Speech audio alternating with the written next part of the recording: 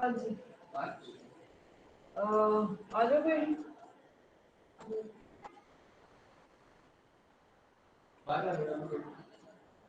चलो बात करो ठीक अप्रॉक्स कितना टाइम हाफ एन आवर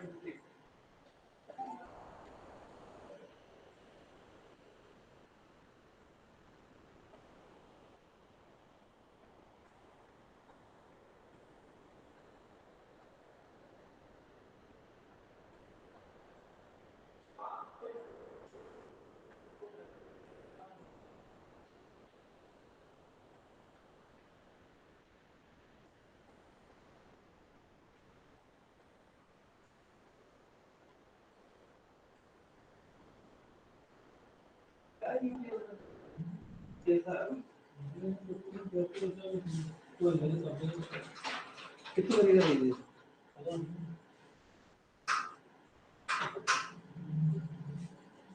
ऊपर ना छेड़ा ना ले हाथ ना लेना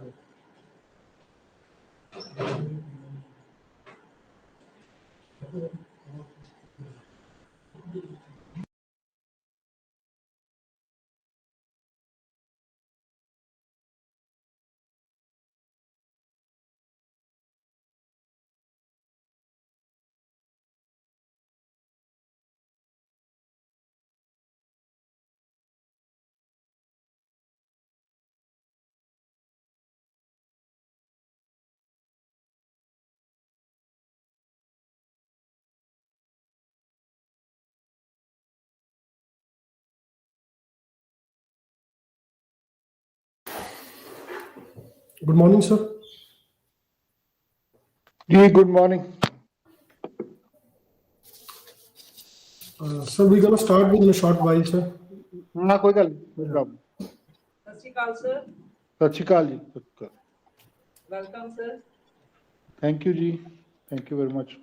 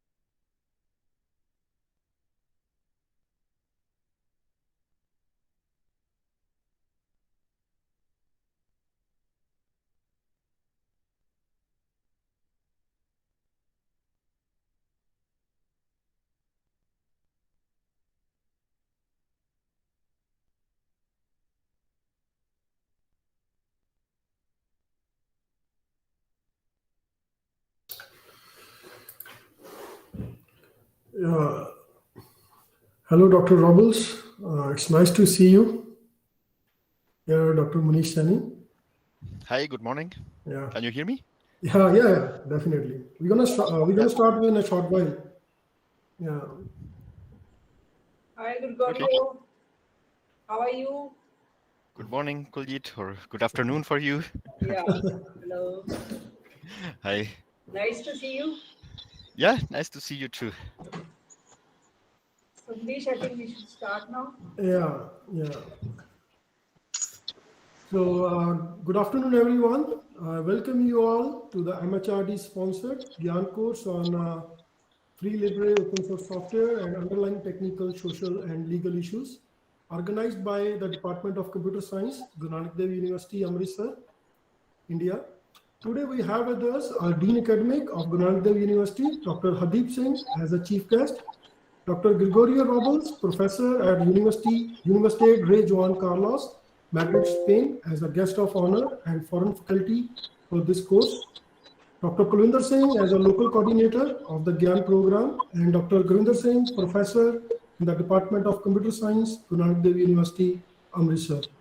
Last but not the least, our course coordinator, Dr. Kuljit Kaur Chal, associate professor in the Department of Computer Science, Guru Nanak Dev University, Amritsar. On behalf of our team, I sincerely thank and acknowledge you all for allowing us to conduct this event. We extend a warm welcome to all of you. Before we begin with the proceedings, may I call Dr. Kulwinder Singh, local coordinator of the GIAN, to share his views and provide a brief on the workflow of GIAN program with our audience. Dr. Kulwinder Singh. Okay, thanks, Manish. It is my pleasure to welcome you all in the inaugural session of the GIAN course.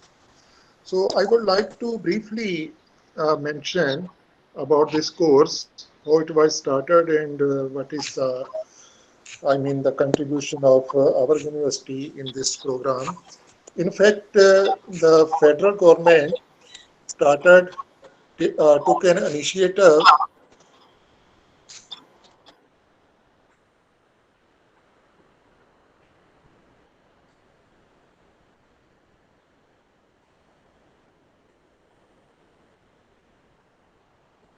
Yes, gone offline.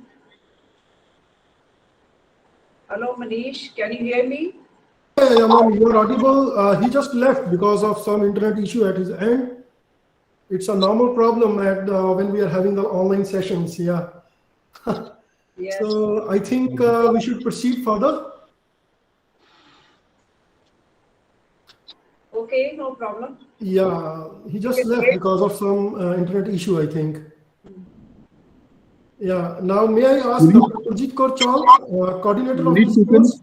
Manish, you can contact him once on phone and find out what is the reason. I mean, if you can join in a minute or so, not a problem. Yeah. Okay, I should call. I'll call.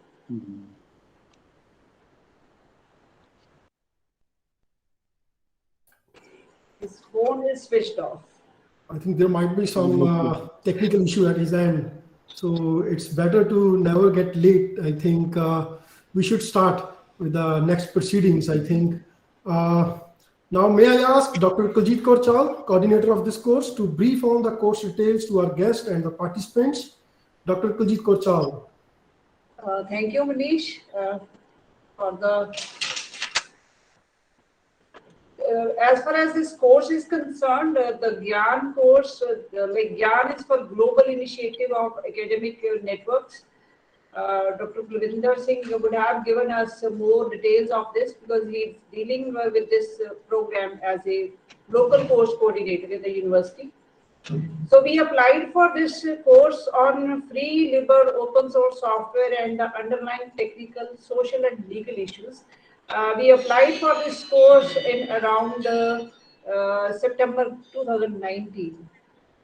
So after I met Gregorio in some international conference in Greece, I thought of conducting a open source software program like this and invite and get like he's an expert on this subject. So I just wanted that if we can have this kind of program at our university. So, and he readily agreed to this. So I thank Gregorio for bringing this course into the present form that we are having today. But like we scheduled this course, the proposal got accepted, and the course was scheduled for October 2020. But later on, the corona happened, and due to that, there was a long delay. After some time, we got a call from MHRD, the Ministry of Human Resources and Development, who is sponsoring this course, to conduct the course in online mode. But we were a little bit not ready to go for this online mode of the course because we wanted offline mode, and we wanted more interaction and collaboration happening in the university campus. But later on, the situation didn't improve, and we got another call that this is the last call kind of thing. So you have to conduct it in virtual mode because you have to finish it in this financial year, which is ending in March 2022. So we didn't have any other option. So we are conducting the course in online mode. It would have been like awesome if it was in offline mode. But anyhow, so for this course, the program includes 14 lectures and 5 tutorials, and this content is being presented by one foreign faculty like Dr. Gregorio Robles, who has kindly joined us, and like the host faculty includes Dr. Manish Saini from Computer Engineering and Technology Department of the Guru Nanak Dev University, and myself, Dr. Kuljit Kaur Chahal from Computer Science Department of the university. As far as our foreign faculty is concerned, Dr. Gregorio Robles, he is from University of Rey Juan Carlos in Spain, and he has done a lot of work on open source software. His another interest is computational thinking, which is a very you can say interesting topic to talk about when we are talking about programming and all other kind of technology and education. With regard to open source software, he has done a lot of work, research work on socio-technical issues in open source communities, software evaluation, development effort estimation, and in addition to this, he has developed a versioning system log analyzer, CVS, NLY, and then he has also created in the computational thinking interest area, he has created a web-based tool for computational thinking skills assessment. That is a very popular tool, Dr. Scratch. So he has served in a number of program committees of different conferences like International Conference on Software Engineering and Mining Software Repositories. So these are very prestigious conferences that he has been a part of. So I thank Dr. Gregorio Robles for accepting our invitation to be a part of this program. Then we have in this, if we talk about the topics that we are covering in this program, so I'm very happy that we are covering a lot of content in this program that includes 14 theory lectures and 5 tutorials in the 5 days time. So this the topics include social and philosophical perspective, because I think that's very important to understand the paradigm and what is the motivation behind this, because it's very confusing that why people are developing software for free. So I think this kind of content will make the myth clear that what it is all about. The legal aspects are very important when we are using open source software. Then it will be covering the business models, the development processes, the quality, security issues. It also talks about the history of the open source software paradigm, and then how to participate in these kind of communities.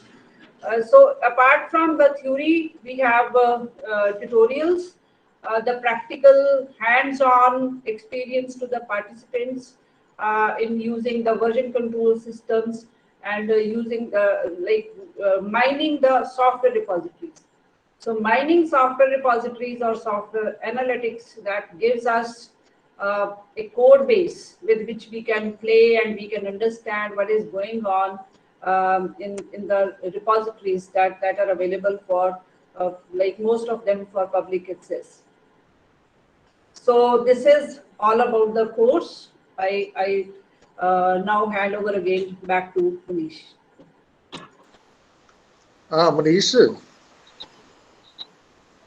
Manish, I think Manish Kulwinder sir is back.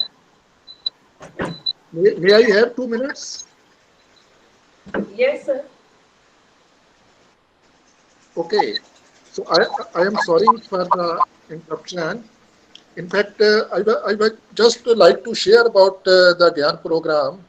The present federal government took an initiative in the year 2016 where they have planned to invite the faculty from the other countries who are expert in their areas and to have courses of 1 week or 2 weeks in the Indian institutions.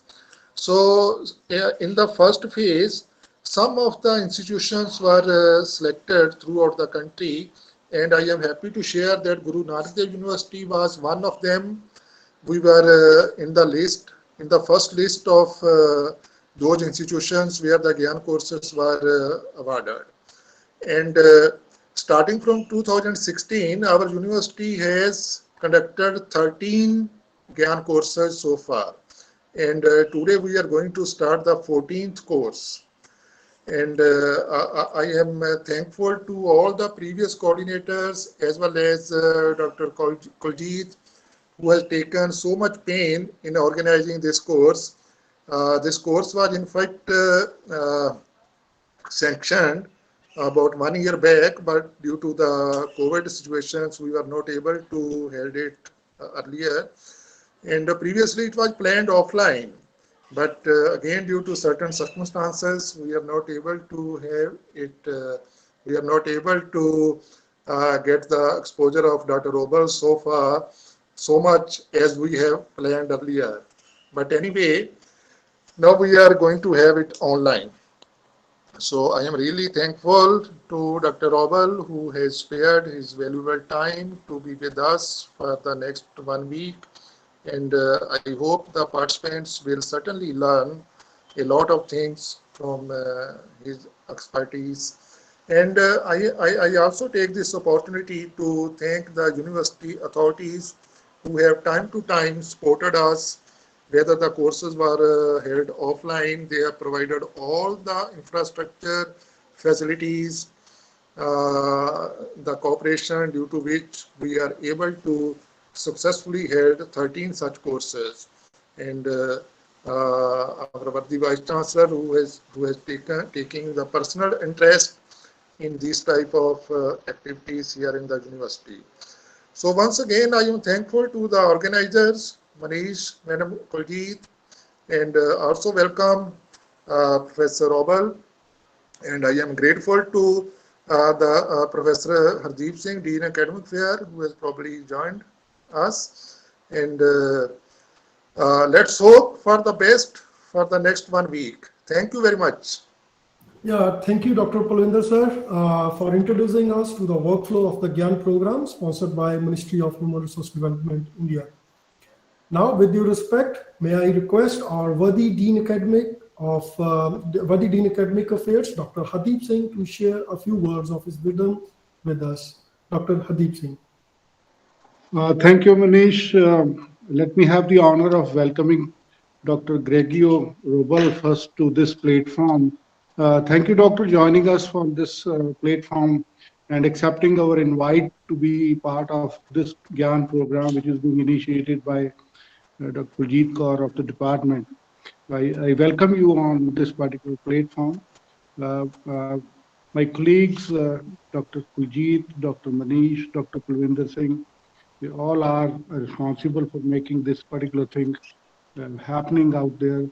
This afternoon here may be a morning in Spain. So good morning to you and good afternoon to all the participants from my side. So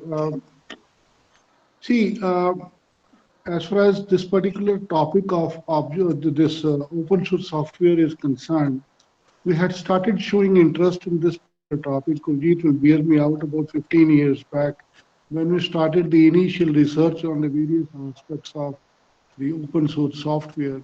In fact, we have quite a number of doctorates already done on various aspects. Kuljit herself has done her doctorate under my guidance on one aspect of open source software. So we have done some kind of research work already. So the interest goes, it has own history in our department. We have been showing some kind of interest in this particular topic. So it's very appropriate that this department is hosting this GIAN kind of activity for the various participants of coming generation on this particular topic. As far as this particular topic is concerned, as we all know, that over a period of time, there has always been a kind of a conflict between the proprietary software and open source software. And it is only magnified over a period of time. And over a period of time, when this particular movement of, say, open source Libre software started, I mean, a lot of progress has already been made in this particular regard. Various aspects have already been looked into, like we have the ecosystem studies being done. We have kind of team structures and various processes of open source software. I think it is a very good idea that we are taking up various interrelated issues in this particular activity of spanning over about a week's time. So my concern basically is that when we are talking of the open source software, probably the quality concerns are of paramount importance. It has been pointed out and it has been looked into large number of times. Just because the large number of participants participate in these kind of projects, the open source software development projects, this remains a certain kind of area of focus. And it's very heartening to know that this particular area is being addressed in proper manner. Not only we are discussing the quality control out here, but we are also looking at the measures to assess the quality of the software development developed under this OSS platform. One of the very important issues in the open source software is the kind of development team we have. And one important aspect of the development is the trust between the members. So trust studies are very, very important. And if we have certain kind of mechanism to look at the trust aspect of the coordination between the various members of OSS team, probably that would be a very great idea. And we have equally important things which have been listed out, like, of course, we have the legal issues and societal issues, which are equally important. And of course, in addition to that, we have certain kind of known as the ethical issues, which are part of the whole development process.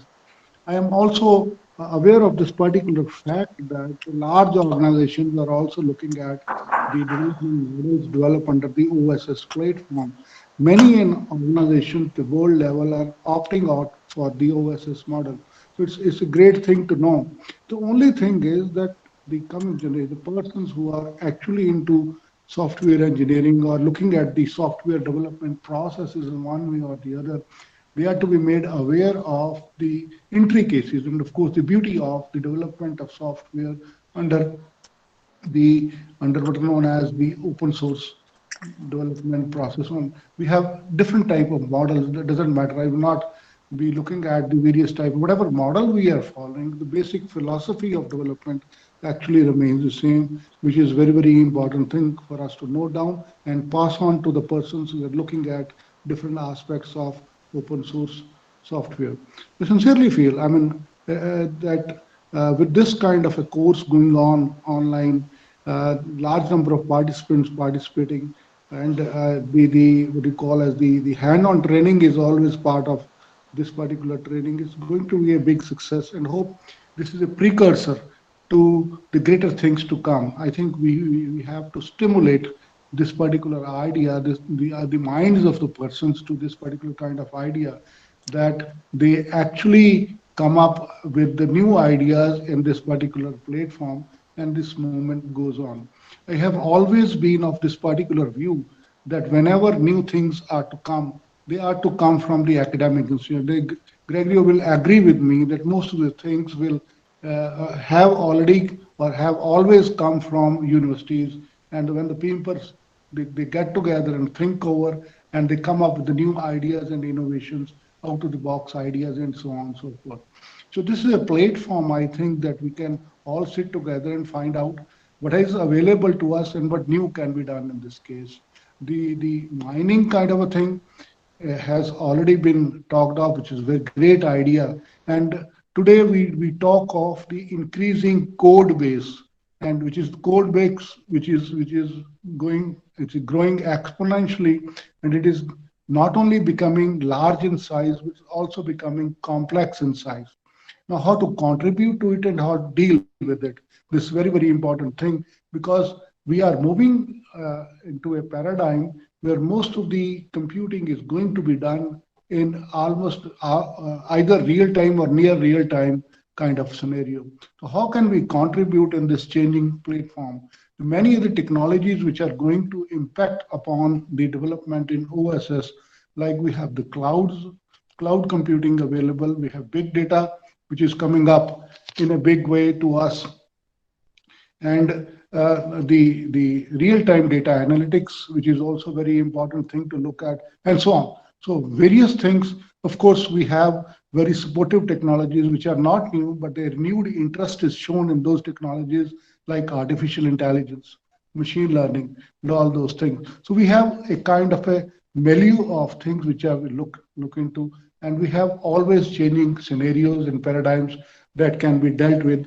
I hope the kind of expertise that we have nowadays in OSS development, these scenarios can well be looked into, and the challenges being forced being presented to us by the way of introduction of these technologies and all, they will be well addressed.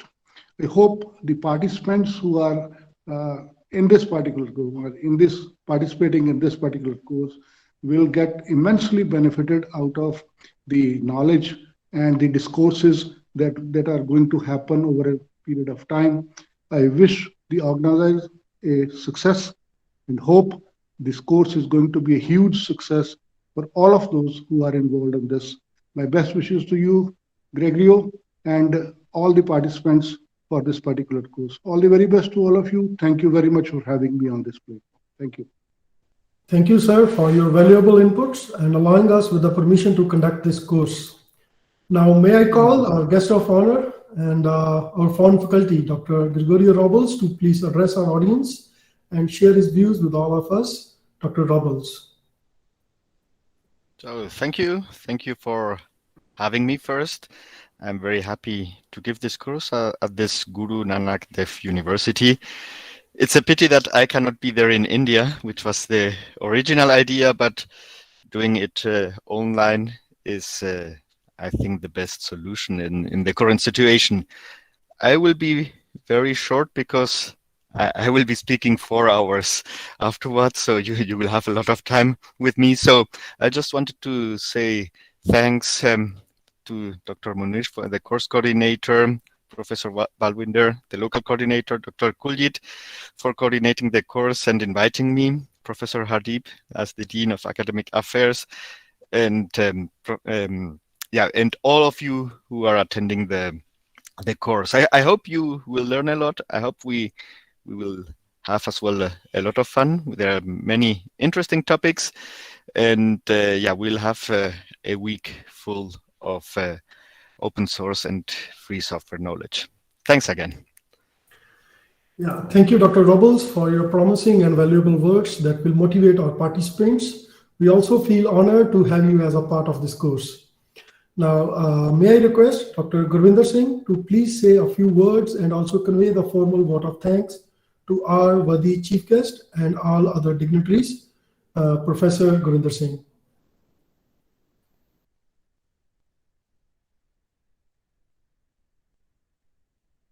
Sir, please unmute yourself.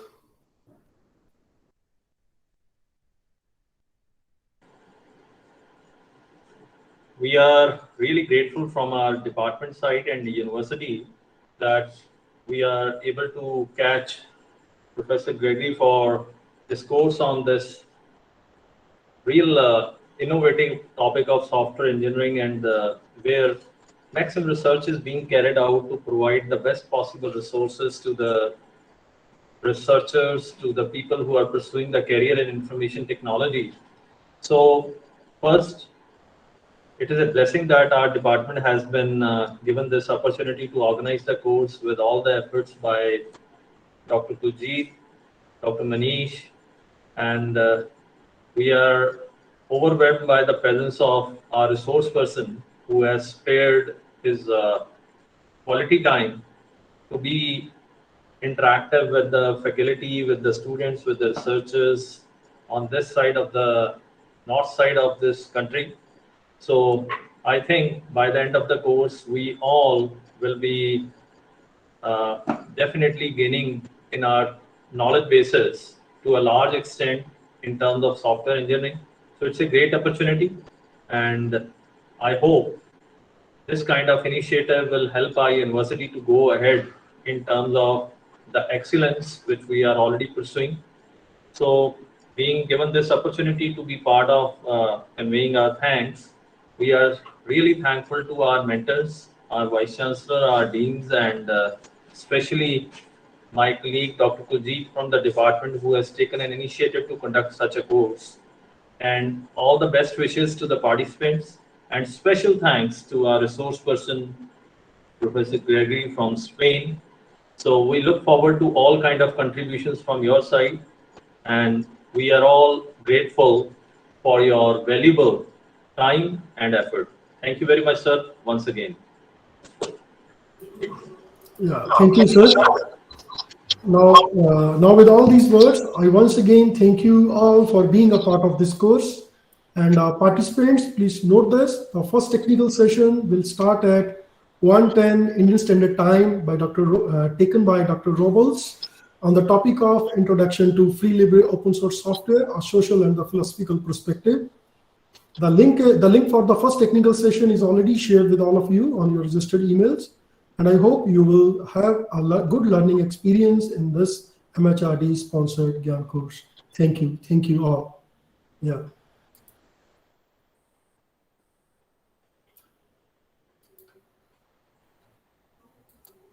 So we are done with this inaugural session. I think we should start with the first technical session from 10 minutes time.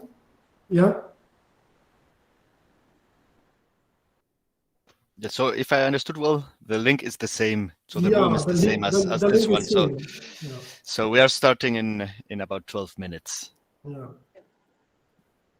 Okay, so then I don't know what the custom is in India. In here, we would say grab a coffee, and we see in a little bit more than 10 minutes. Yeah, it's same here. Yeah, yeah. So okay, so then grab a coffee, please. No, take some energy, and then we will have 1 hour of introduction. Yes. See you. Okay, thank Bye. you. Thank Bye-bye. you.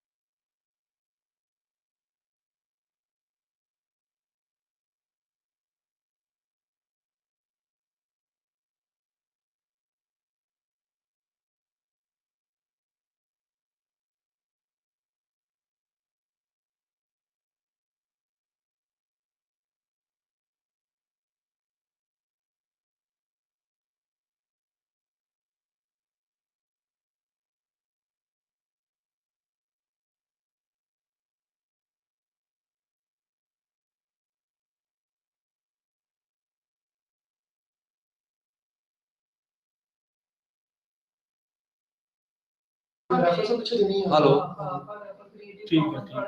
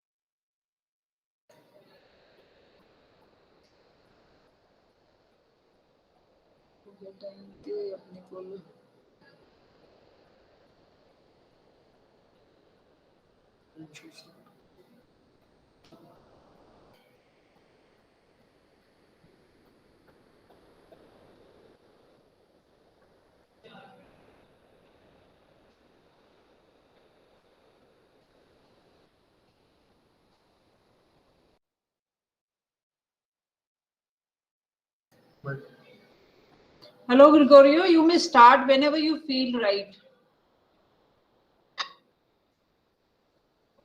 Okay, thank Whenever you. you are So comfortable. Yeah. yeah, I see it's still 1 minute to go, so I will wait for No this 1 problem. minute, No problem. and then just in case, somebody's still with their coffee, and then we're starting in 1 minute. Yeah, that's why we have put some breaks in between the sessions, no? 10 minutes or 20 minutes. Yeah, that's fantastic to have a little break. Yeah. No?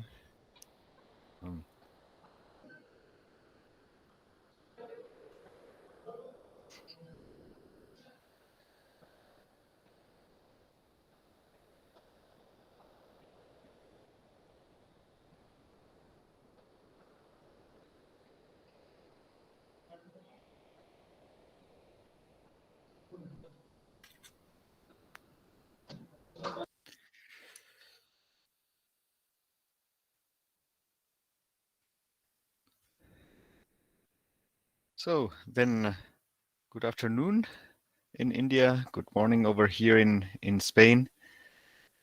I think it's 1:10 in your time zone. It's 8:40 here in Spain. I think it's time to start.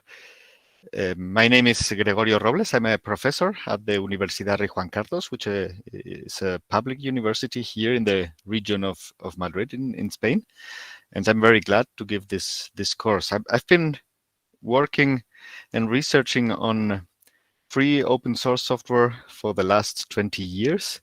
So for me, it's more than an honor to be with you and to talk to you about all these things, from what free software, open source means, to how we can assess it, quality, how it's developed, etc. So we have a whole week of many interesting topics, and today the first hour, it's a small introduction to free software and open source software, to the most important concepts, and it should also serve as a motivation for the rest of the course, in the sense of why are we here, what is new about all this open source model, and why is it different from what we had before. So if you look at the online platform that we're using, which is Google Meet, you can virtually raise your hand by clicking one of the buttons, the one with the hand there. So please do that if you have any comment or question. I hope to handle everything smoothly, because I will be at the same time sharing my slides. But I would really like to have some interaction if you have any comment or question. We will have two sessions. First, the introduction, and the second one is we will talk a little bit about legal issues, which is a sort of interesting thing for us, because I think most of you will come from the technical side, but I hope to make it interesting enough so that you see that the legal issues are a very important topic in this area. And then we will have a tutorial, which is gonna be something hands-on on the concepts that we're gonna talk here, or we're gonna present here in the first 2 hours. So that as now, let me start here with sharing my screen. So you should see yourselves here, and let me see. I'm presenting to everyone. That's what it says, and then here present in full slide mode. So the thing is, here while I'm doing this, I'm losing this part. Okay, I see it's working fine. So if not, just open the mic and tell me. And probably better than the raising the hand is if you can open your mic, because I'm in full screen mode and I can't see the Google Meet at once. Maybe for the next hour I will try to have a second laptop so that I can see both things at once. So let's talk about what free open source software is. So there are many systems that are free software.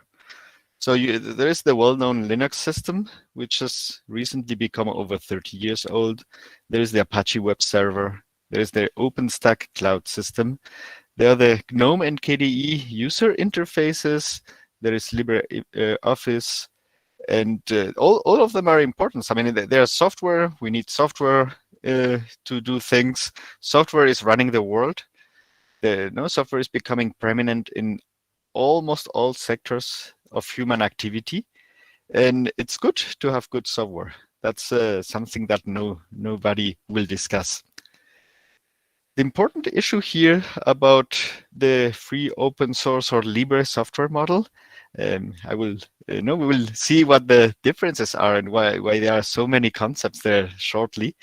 Is and the new thing about open source is that this is a new environment in the software development community, and it's interesting because it's something that if you look at the other industries, it has its own peculiarities, and some of these peculiarities that began in software, they are moving to other areas. So for instance, if you go far away from technical issues and you look at cooking, in the last 20 years there has been the same shift in the model of cooking. Before, every chef had its own recipes, they didn't share the receipts.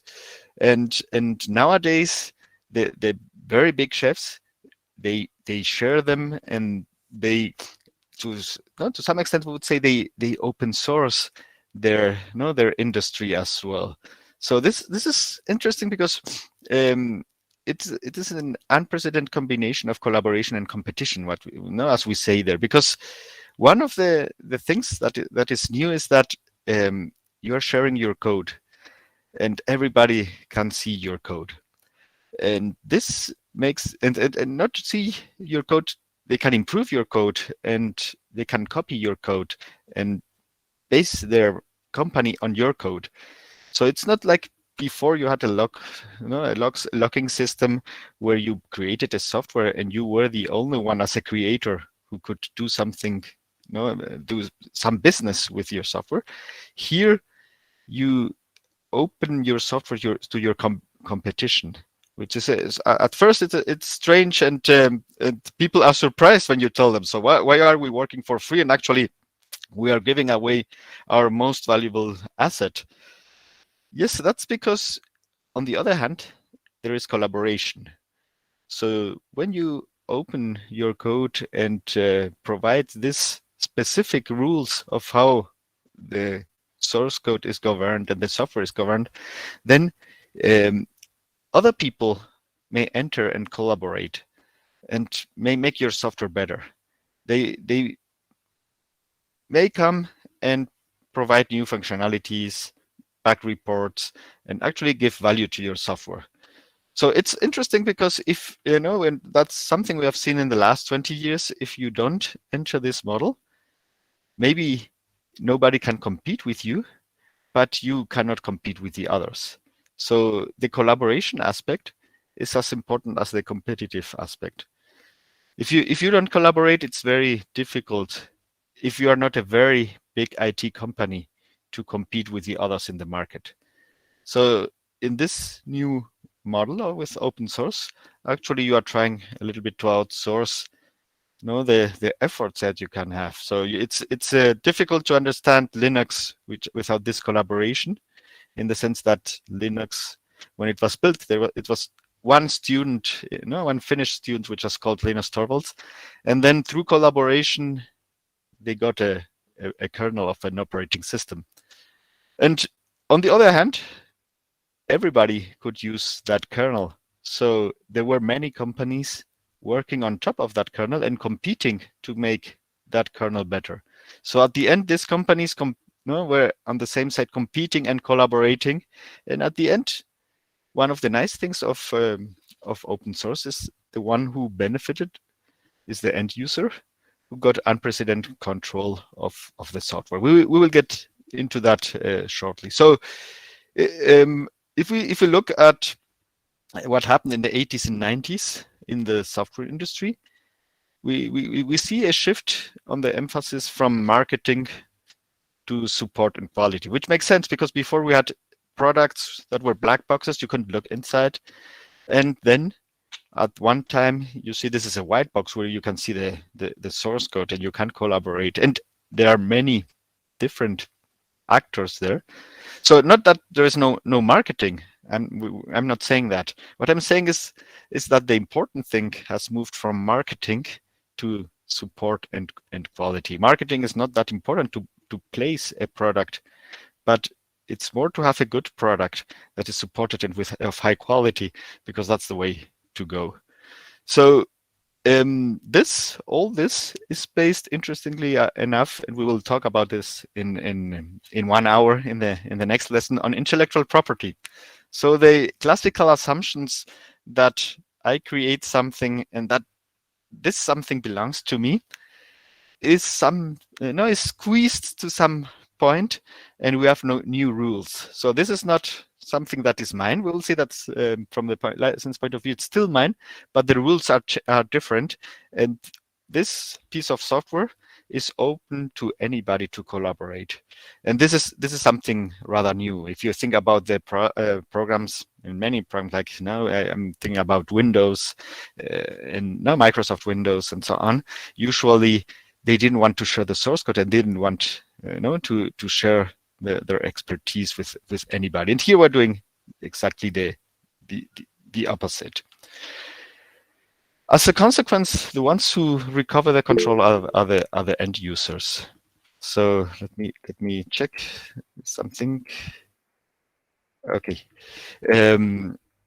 So end users are the ones who recover the control, because before we just had one company providing the software. Now you can have potentially a myriad of companies providing the same product, just with with different support. No, but the program is actually the same or almost the same. So that means that it's the end user who has more control than instead before the software producer. So we have seen in the history programs that discontinued. It wasn't profitable for the software company, and they said, okay, we're not further developing and maintaining this software. And end users couldn't do much about that. They just had bought the software. Maybe they had invested a lot of money and time to get into that software, and at one point this software wasn't there. No, it may be just because it wasn't profitable, or because the software company got bankrupt or whatever, but end users didn't have any control. That scenario is impossible, or at least very difficult with open source, because the product, a company can get bankrupt. That's something that happens in business, but the software is still there. So if the company, let's say if the end users are willing to move the software forward, there is interest there. So the product is there, the source code is there. So potentially the open source software, the product that you are using, it will still be alive. So one of the things that we always say is open source projects never die, in the sense that if they become successful, if they become successful, there's always somebody with interest to move them forward. It may be faster or slower. That depends on the interest of the user, but they don't close, and that's it. No, that's one very valuable thing for of open source of the new model. So, and one of the questions here, I put it as a question mark, but in the last years we have seen that this is becoming true. So is this a new model for a new global network world? If you look now at all this JavaScript libraries with NPM and how everything is now moving in the software industry, we see that this has changed the name of the game. So now, instead of having very, very big software projects, we have very small projects that combined together make up a new thing. So usually when you see this, and now I'm thinking about JavaScript, because it's now one of the most used languages, I think, in GitHub in the last years. If you see somebody creating a new project, they don't start from scratch. Usually they use other packages from other fellow developers. Sometimes in the hundreds. They have 10 dependencies, but these packages depend as well on many other JavaScript packages. So at the end, you are building your software based on the effort of many other people, and that's something that we have seen in the last years, and maybe we will see that for a long time, and this changes the software industry. I put there that last years have shown the feasibility and expansion of the model. So if 30 years ago, all this was something, I would say, underground, and I would say the IT industry saw open source as something that was for volunteers and for hobbyists. This has changed. First, some companies started to get involved with the communities, and then some companies started their own projects, And finally, we have projects that are built of companies. I mean, mainly of companies. So one of the examples is Openstack. Today, we have all the big IT players with their cloud platform, like Amazon and Google, etc. And then there is Openstack, which is a myriad of companies, over 500 companies who have come together, and they have created their own software for a cloud platform. And they compete. No, maybe no, they are not the leading software, but they compete in a very competitive market. And we can find that in almost every niche of software development, that open source has become something that is there as an option, sometimes the first option, like in web servers with Apache, sometimes the second option, like let's say in LibreOffice with Office software. But there's always, or almost always, an open source possibility. So once we have noticed that, let's go to the concepts. So what is Libre software? So we will start here with some concepts, like and this goes 30 years ago, when Richard Stallman, who was a researcher at the MIT in the US, he stated that software to be free should guarantee these 4 freedoms. And as you see, it's very, very simple to see what free software is. So it's just 4 freedoms. And I would say as a geeky person now, here in my slides, I put them in 1, 2, 3, 4. But he was saying this is the first one is not freedom 1, but freedom 0, because it's a basic freedom. It's a freedom to use the software. So that means that if you get a software, you can use it for any purpose, for whatever you want. So you cannot limit the software because of anything. Some people say I would like to limit the software to, let's say, abortion clinics or to the military. So you cannot use this software if you're a military.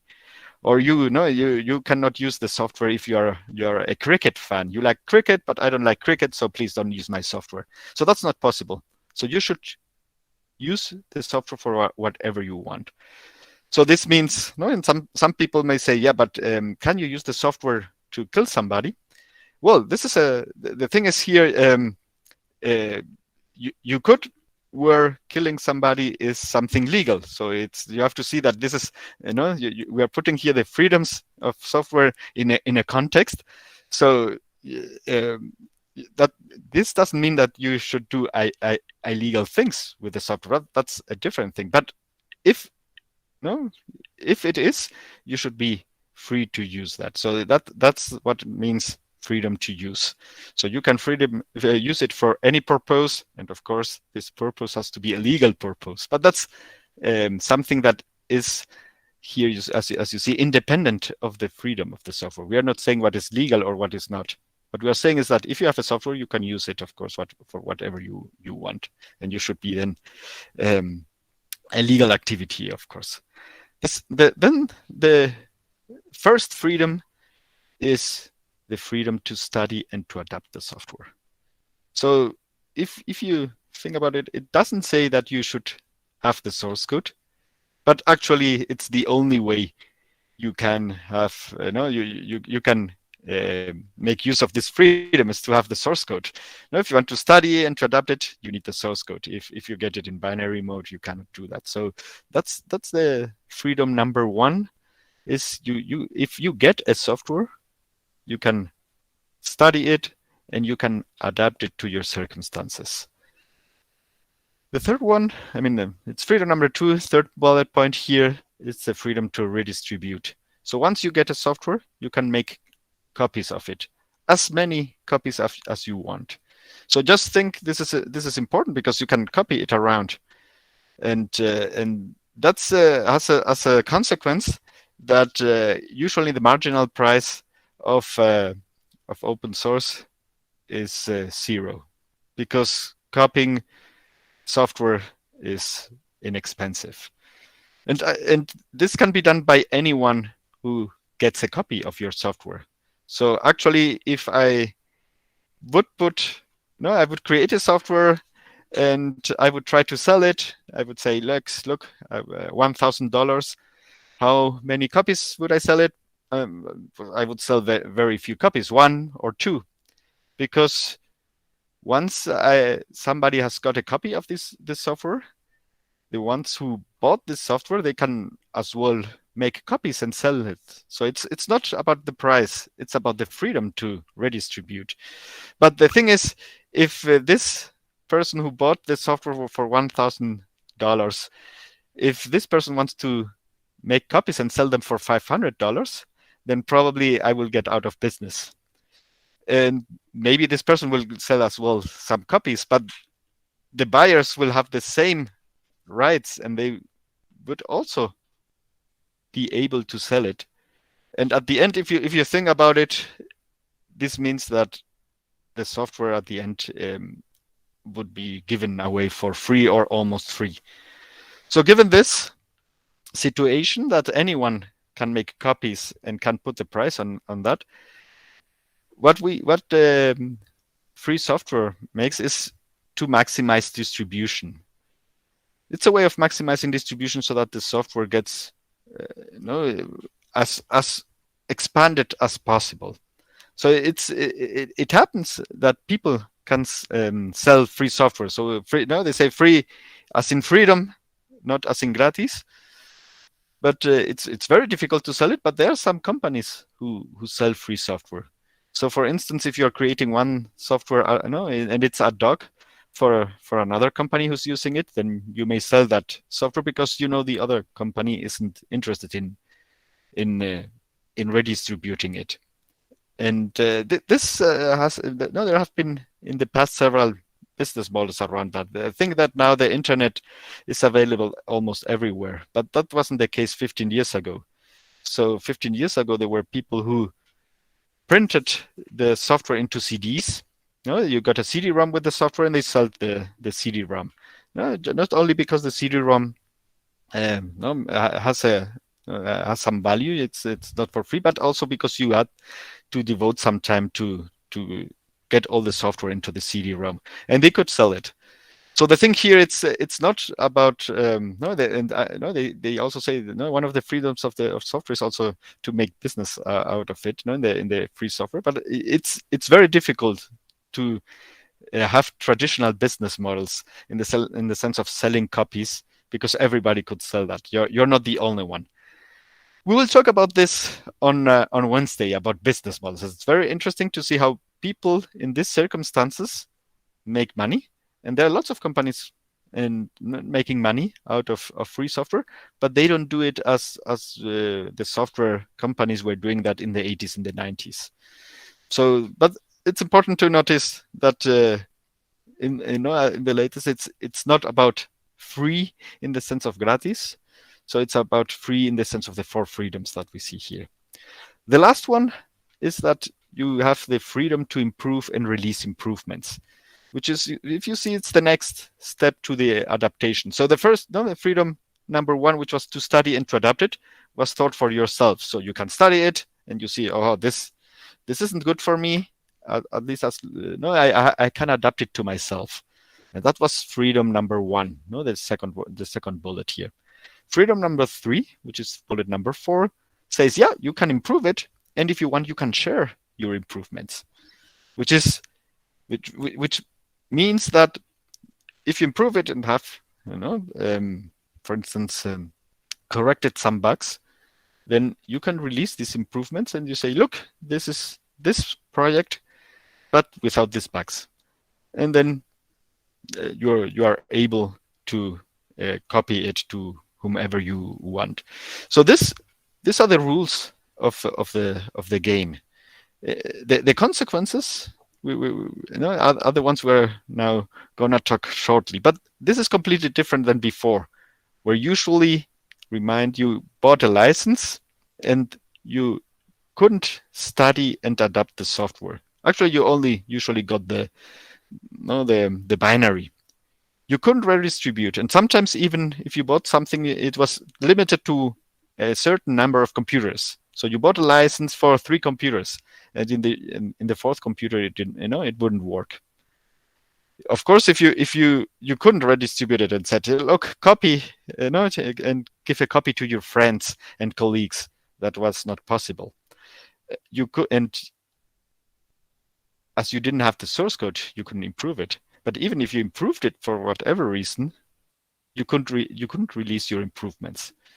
So if you look, this is something. This is a game changer, a big game changer, and there are many consequences out of this, which have evolved in the last 30 years. No, people got together and we got communities because improving and releasing improvements was new. And then if you come together, then why not making together a better product? And at first there were communities of volunteers, and then companies joined the game and they released their products, and volunteers made their product better. So companies benefited as well from this collaboration. Of course, they had to compete with other companies who may do the same. But at the end, in the software market, usually we have very few products, 1, 2, 3 products that are successful in one niche. I mean, they're mainly used, that had big market shares. So usually, if you are not the one company that does it with proprietary software, and even though that's very difficult, you can do it as open source. So very important, you can use the software for whatever you want. You can study and adapt it. You can redistribute it, and you can improve it and release improvements. That's basically the philosophy of free software. And this is from the 1980s. So 1984, when Richard Stallman created that the Manifesto of free software. And what we've seen is the free software definition. And basically the same principles apply to what we name as open source software. There's the open source definition, which is this. Let me see if I press here where it goes. What web browser it opens in my machine. So in the late 90s, free software was starting to go out of just volunteers, and companies were interested. And the thing is, some people came together. Let me see if where it happens. Well, I'm showing open source org docs OSD.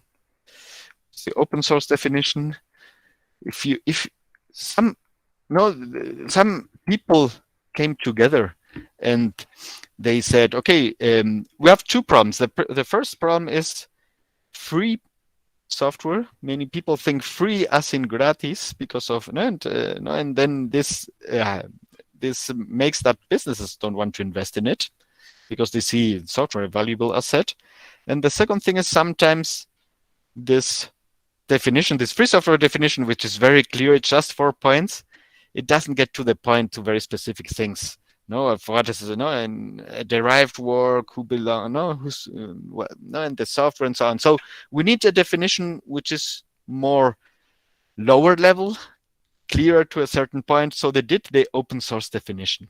And as you see here, it's 10 points, free redistribution, source code, derived works, and then integrity of the author's source code, no discrimination against person or group, against fields of endeavor, distribution of license. The license must not be specific to a product.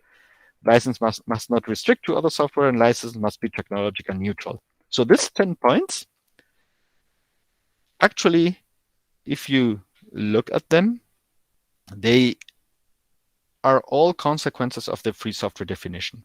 So interestingly enough, we have 2 definitions, the free software definition and the open source definition, and they are 2 sides of the same coin. They define the same concepts. That's why here I will only present the ones from the free software definition because they are clearer to understand. They are just 4. But the ones for the open source definition, they are basically consequences from the ones that we've seen in the free software definition. So if you remember here, when it says source code, the program must include source code. So you don't see that. You don't see that in the free software definition. In any of the freedom says you have to have access to the source code, but that's a consequence of here freedom to study and to adapt and freedom to improve and release improvements. So to some extent, free software and open source are the same. However, there are some differences, and they're not in the definition, because if you look at the software, I would say the software piece of software, they're the same. But I think in the philosophy, the people who are behind the definitions, they think different. We always say the free software guys like Richard Stallman, they are more philosophical. They think about freedom as the maximum. They think about everybody should have these freedoms because it's good for humanity. While the ones who advocate for the open source definition, they think about more pragmatic things. They think open source is good because it works. It's not because it should be as that. It's because it's superior to other ways of developing software. So you should note this, even if it's a slight difference, it's very important. That's why when you say, talk to Richard Stallman and talk him about open source, he says he doesn't like open source. What he likes is free software. And there are other people, on the other side, which say, no, I'm all about open source. I don't like this free software because they are like too religious for me. And no, I'm exaggerating about religion, but that's a little bit the thing. So, and if you look at the software, we will see the way, and that's what we will see in the next lesson about legal aspects. The way that we have to define free software and open source is basically through licenses. And interesting enough, even if they have different perspectives, these people have different perspectives, the licenses are the same. So it's like, in the political sense, if you have the left and the right, and they have complete different worldviews, but then when they see how to implement it, they implement it the same way. Here we have something in that regard. So they have two different perspectives, but the implementation is the same.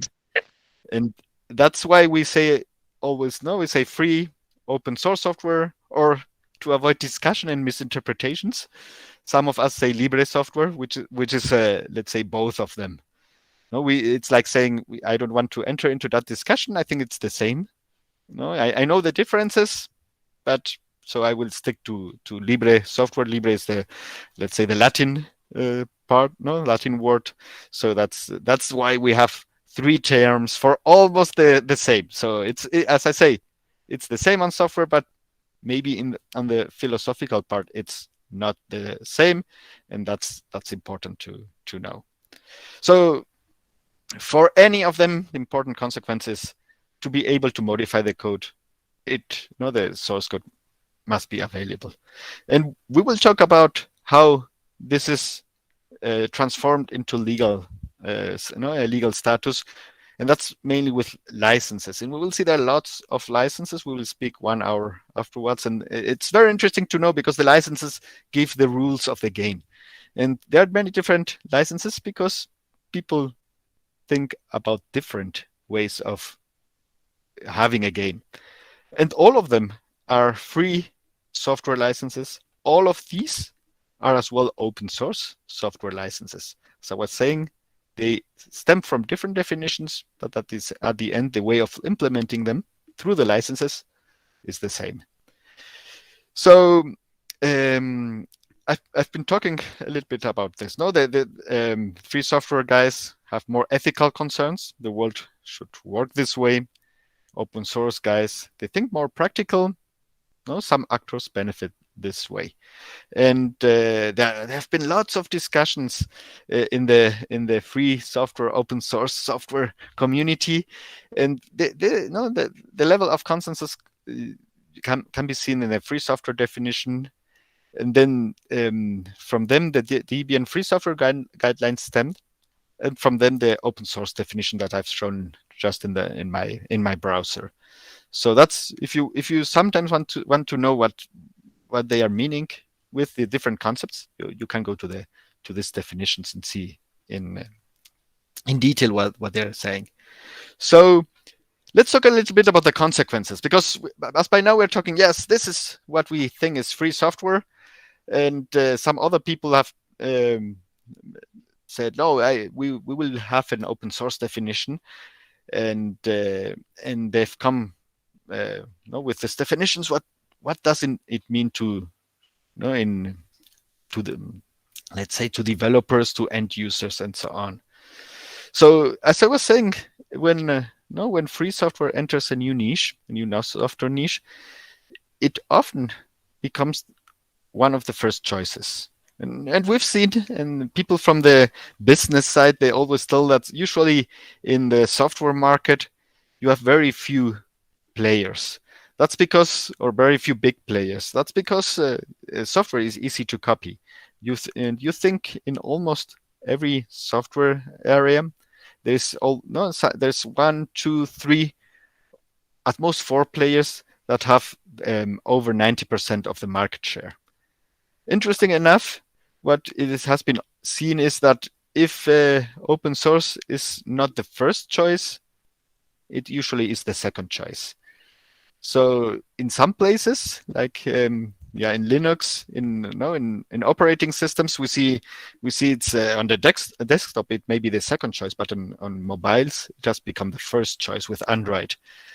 Apache in web servers has been the first choice for almost 25 years. We see now Openstack in cloud platforms is probably now the second or the third choice. And if you look at any other software area, you always may see and which is the open source let's say initiative here, and you will always find one. So sometimes what happens is that there's one big company creating a big software, and that's competing against the community, and this community has other companies in it. So the thing is, this is because open source benefits from a lot of synergy. You can reuse the code, reuse the knowledge, reuse distribution channels. So at the end, it's something that has to be with the size, with the economies of scale. So if you just imagine, if you are a small company and want to get into the cloud platforms, then it's very difficult with a small company to compete with the big players. You cannot compete against Amazon and Google. They have thousands of engineers. But you can join Openstack.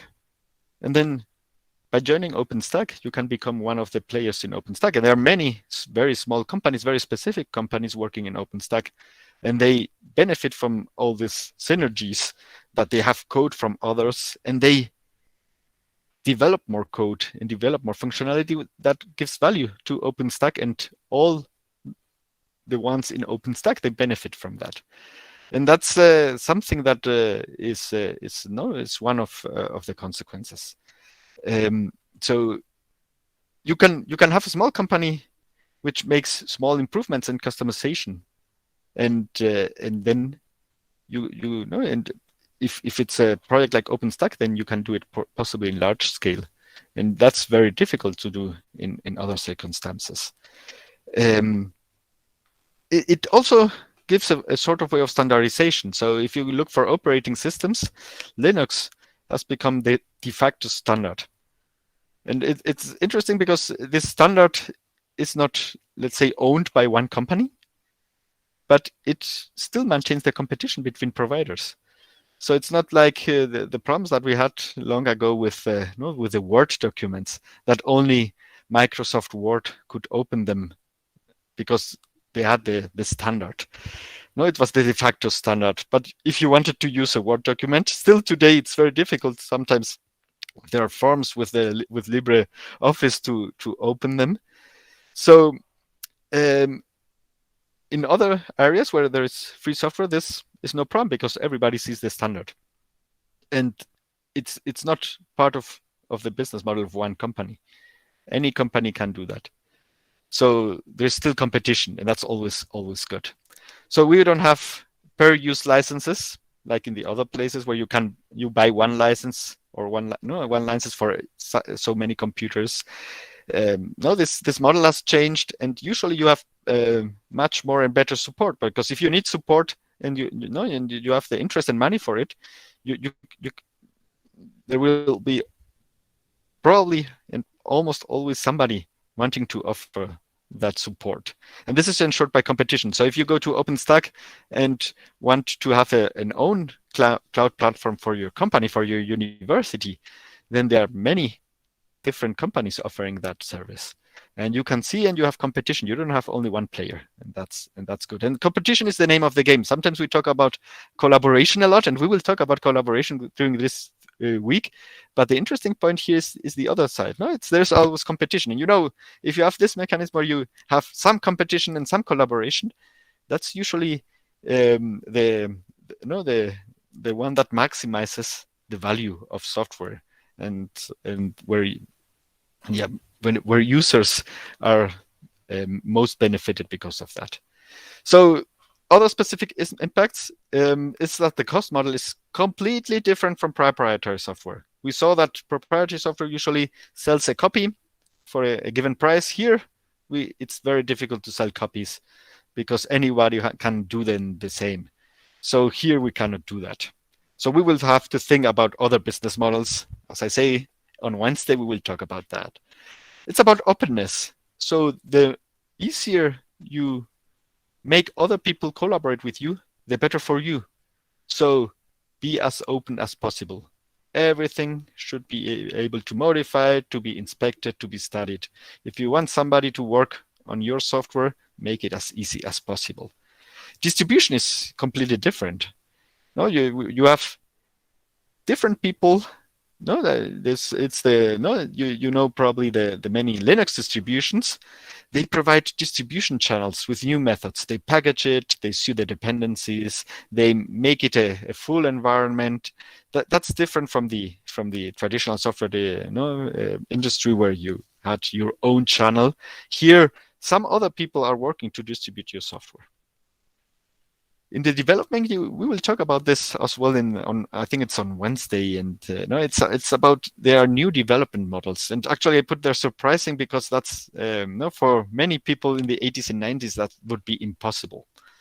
So as we want to be as open as possible, then we should rethink how we develop software, and we should rethink the tools that we use. And then things that as we had like code review, which were done in the 70s, and code was there on a table and people were commenting it. Now we have modern code review, which is, you can see that in GitHub with a pull request or in other, with other tools. And that's completely different, probably totally unexpected if we think 20 years ago. And then for maintenance and support, as I was saying, there is true competition. There might be many companies offering support. I'm thinking now about Moodle. Moodle is a learning management system used by many companies and schools. So there is a list of hundreds of companies offering local support all around the world for Moodle. And they are not the ones developing Moodle, because there's another company who also offers support, who develops Moodle. And then you can go there and say, okay, I want to invest in Moodle and have it at my university. So you can see who's offering maintenance and support. And probably there's more than one company. So then you can choose. And usually when there is competition, the one who benefits is you as a user. So I was saying here, two powerful mechanisms: competition, cooperation. This has the big competition. So if we go in detail, we still have a quarter of an hour. Let's see how free software affects end users as individuals or companies, developers or software producers, integrators, who are the ones who take software from others and make it available to everybody. And the last profile is about those who offer maintenance and services.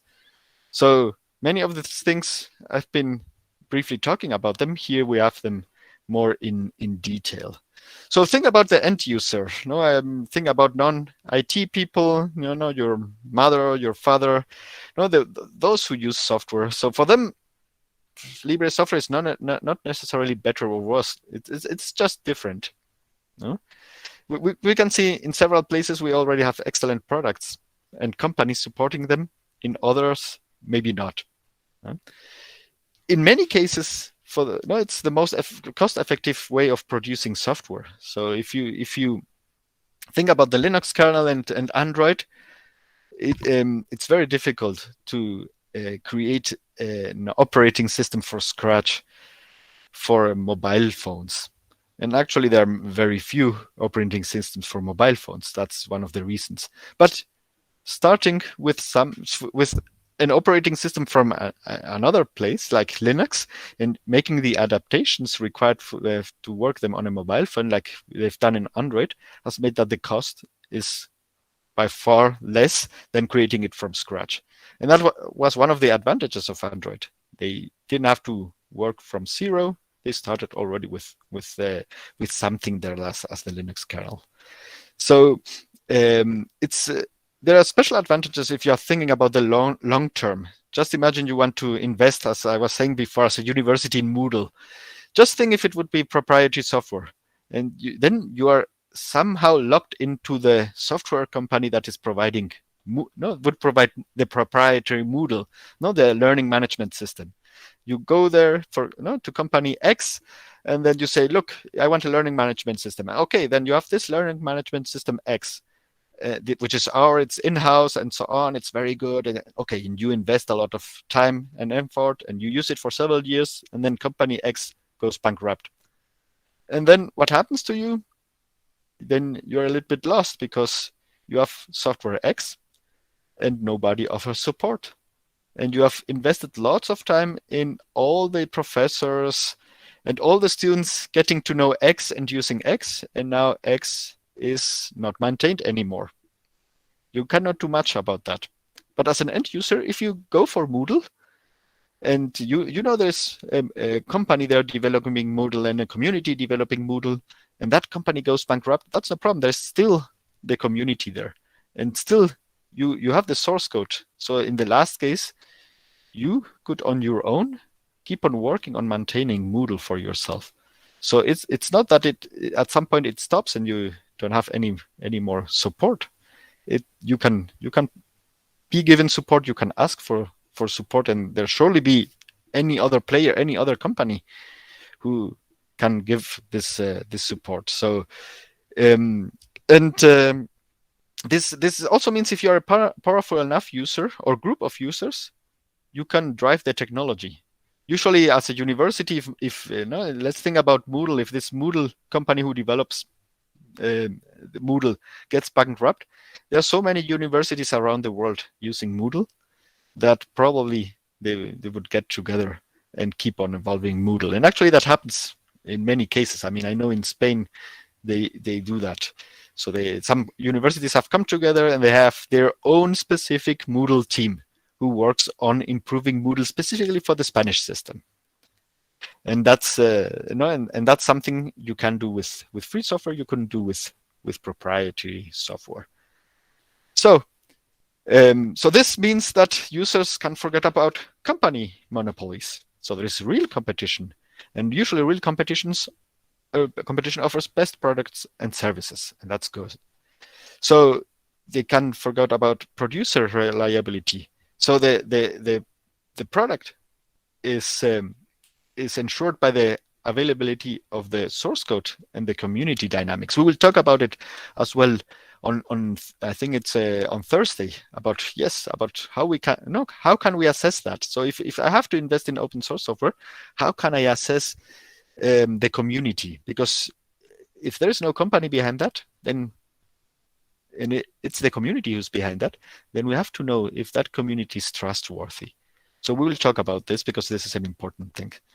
So you can take the software and test it in real environments with near to zero cost. You can take Moodle and any other learning management software from that is open source and test it for 1 month and see if it works as you wish, and then decide, which is not usually the case with proprietary software, where you can not easily test the solutions because their availability is not that easy.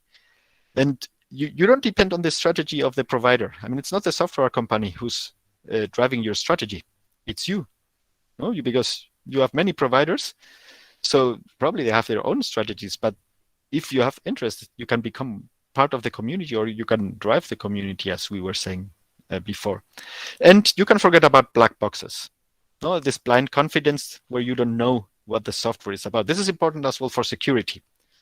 Now you can know what is running there because you can see the source code. So it's not that you have to be confident with the other software, with the software company, but you can have a look at it. So I've seen here. No, it's okay. Sorry. So and then here, these are the questions. So they they can adapt, customize the product at their own will. No, test the latest release with very low cost and see if it makes sense for them to move to the new version or stay with the old one. They can also fix the problems if they want.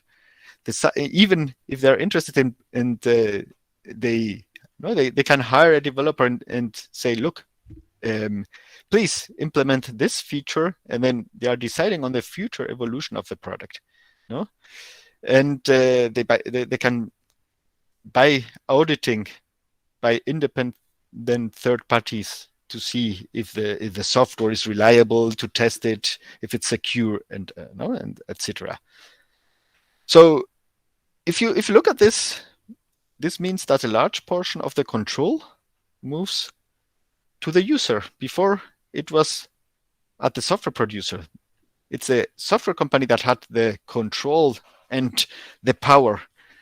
And if you look at open source and free software, the control moves to the user. The user has more possibilities. The freedoms provide the user with more possibilities in many others, in many senses, and that makes that end users are the big ones who benefit from this model. But they're not the only one. If you look at the developer, many of us, I think, if we come from the IT sector, we are developers. So that's the other part. We see, okay, end users benefit. I can buy that. But what about the developers? They have to, they have to earn some money and earn a living out of this. Well, the game changes, but that doesn't mean it's for bad. It's just different. And we will talk in this week about how different and how people have managed to win money and earn a living out of this. One of the nice things is there are opportunities for competing while being small. This is size is important in software, and if you're not a big player, then it's very difficult to have a software that gets popular. Think about many of those softwares that were built by individual developers. And I'm thinking about all this freeware in the 90s, how many of them became a company. And it's very difficult. In free software, you can do that. You can, while being small, you can create a community, and you can compete even with the large companies. And you see sometimes that quite often. So it's easier and cheaper to acquire front wave technology. We are seeing that in the last years, especially in the JavaScript environment, but in many others. I'm thinking about as well about big data, etc. So there's so many components that are open source nowadays that you start by building on top of them. So you can create front wave technology just by reusing that and adding your value on top of it, which may be, as we say, a delta, a small piece of value, but that makes a big difference. So you don't have to start from scratch. Interesting enough, you can take advantage of the work of your competitors. No, they can do the same, it's true, but you can see what the others are doing, and if it's good, then you can take it, and then you are gaining value because your competitors are making your software better. They can do as well with yours, but that's the new that are the new rules.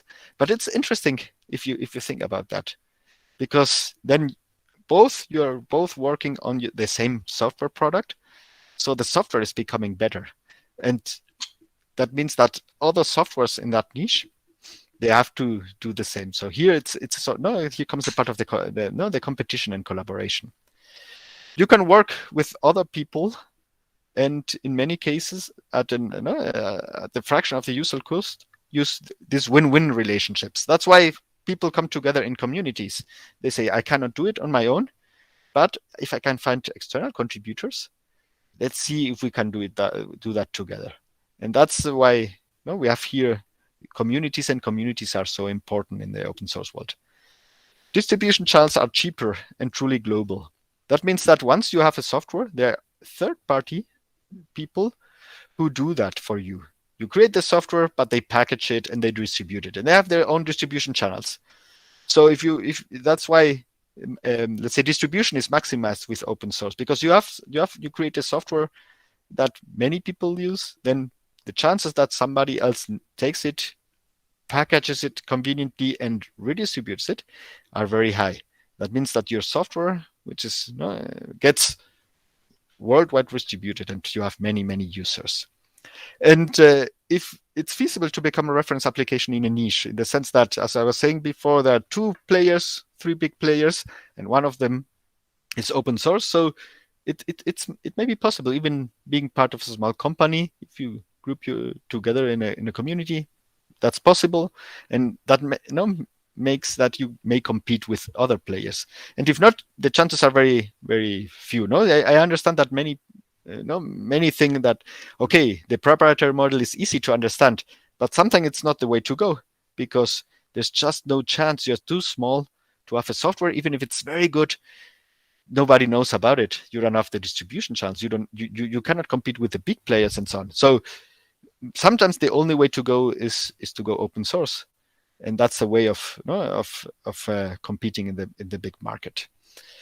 And then the big question is, where does the money come from? And we will talk about business models, as I was saying on Wednesday.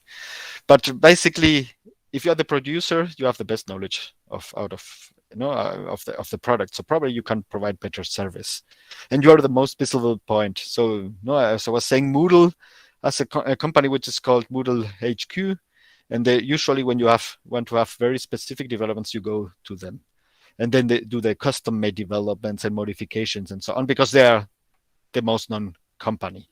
But there's always in-depth support for bug fixing, new releases, new features.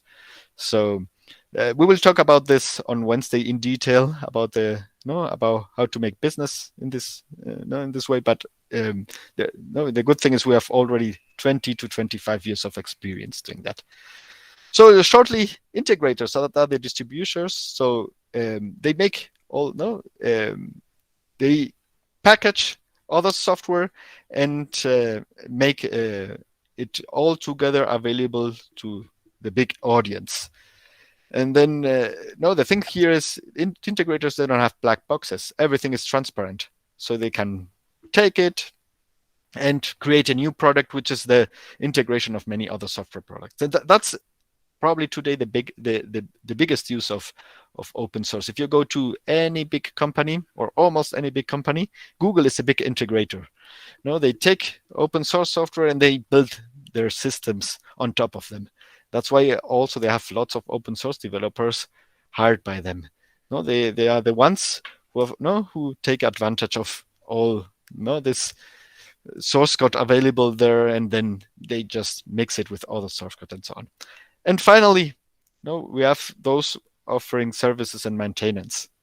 So interesting here, they have similar conditions than the producer. So as I was saying, Moodle is mainly done by Moodle HQ, but there are many other smaller companies who provide services and maintenance, and they compete in the maintenance business. Sometimes you want to have a small adaptation because you want to have something which is very specific to India, and then you don't go to the main company. You can go to to any other one who provides those services and maintains the software. And they have to have good knowledge of the state of the art, of course. But they sometimes, because of the cultural differences, they know better what you need than the ones from Moodle, which is a company based, I think, in Australia and so on. So probably having this local Moodle company is better than the one no, you could hire. So just to wrap up, some conclusions. So we have new rules of the game, and we will talk about licenses next after the break. It's important to understand, and especially to get advantage of these new rules. We're still learning the effects and mechanism. This is new. So this is a new way of collaborating and competing. And sometimes, and especially because it's you cannot see that in other areas of business, no, beyond software and so on. Sometimes we are struggling with that and we don't know how it works. But there are many opportunities to discover new effects and take advantage of them. So in this regard, be open-minded. Think about what we've been talking here in the last hour about what open source and free software is and what all these consequences are. And after the break, we will talk about how the rules are by talking about licenses and what this all means. So if I guess if there are no questions or no comments by now, if I'm not wrong, we have like 20 minutes. Is it like that we have 20 minutes of break? Let me check it up because Yeah, it's like 20 minutes. Yeah. yeah. So we got 20 minutes now of break. So take energy. I hope this 1 hour has motivated you enough to say, oh, this is new. I haven't thought about this. And let's see. No, because the other thing, what we're talking about next is licenses, which sometimes you think, oh, this must be really difficult. No, don't worry. This is going to be easy, and you will understand what is behind free and open source software better. So, thank you, Gilyut. I was seeing you, Gilyut. Hello. So Hi. hopefully like we are back after next 20 minutes. Yeah. So then see you in 20 minutes. Yeah. Thank you so much. Thank you. Thank you. Thank you.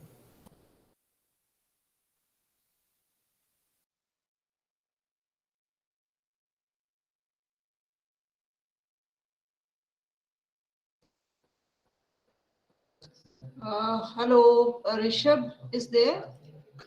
Rishabh. I'm not taking attendance. Rishabh, if you're there. Yes, ma'am. Anji. Rishabh, to see you're coming back after 20 minutes. I just want you to take care of the things that somebody should be there to attend. I hope you understand. Sorry, ma'am, your voice is not clearly audible. Can you repeat? Okay, what I want to say is that you should be like present, and if some need arises, I think Manish is also there. But sometimes, like if the need arises, you should be supporting. Okay. Oh, okay, ma'am. Okay.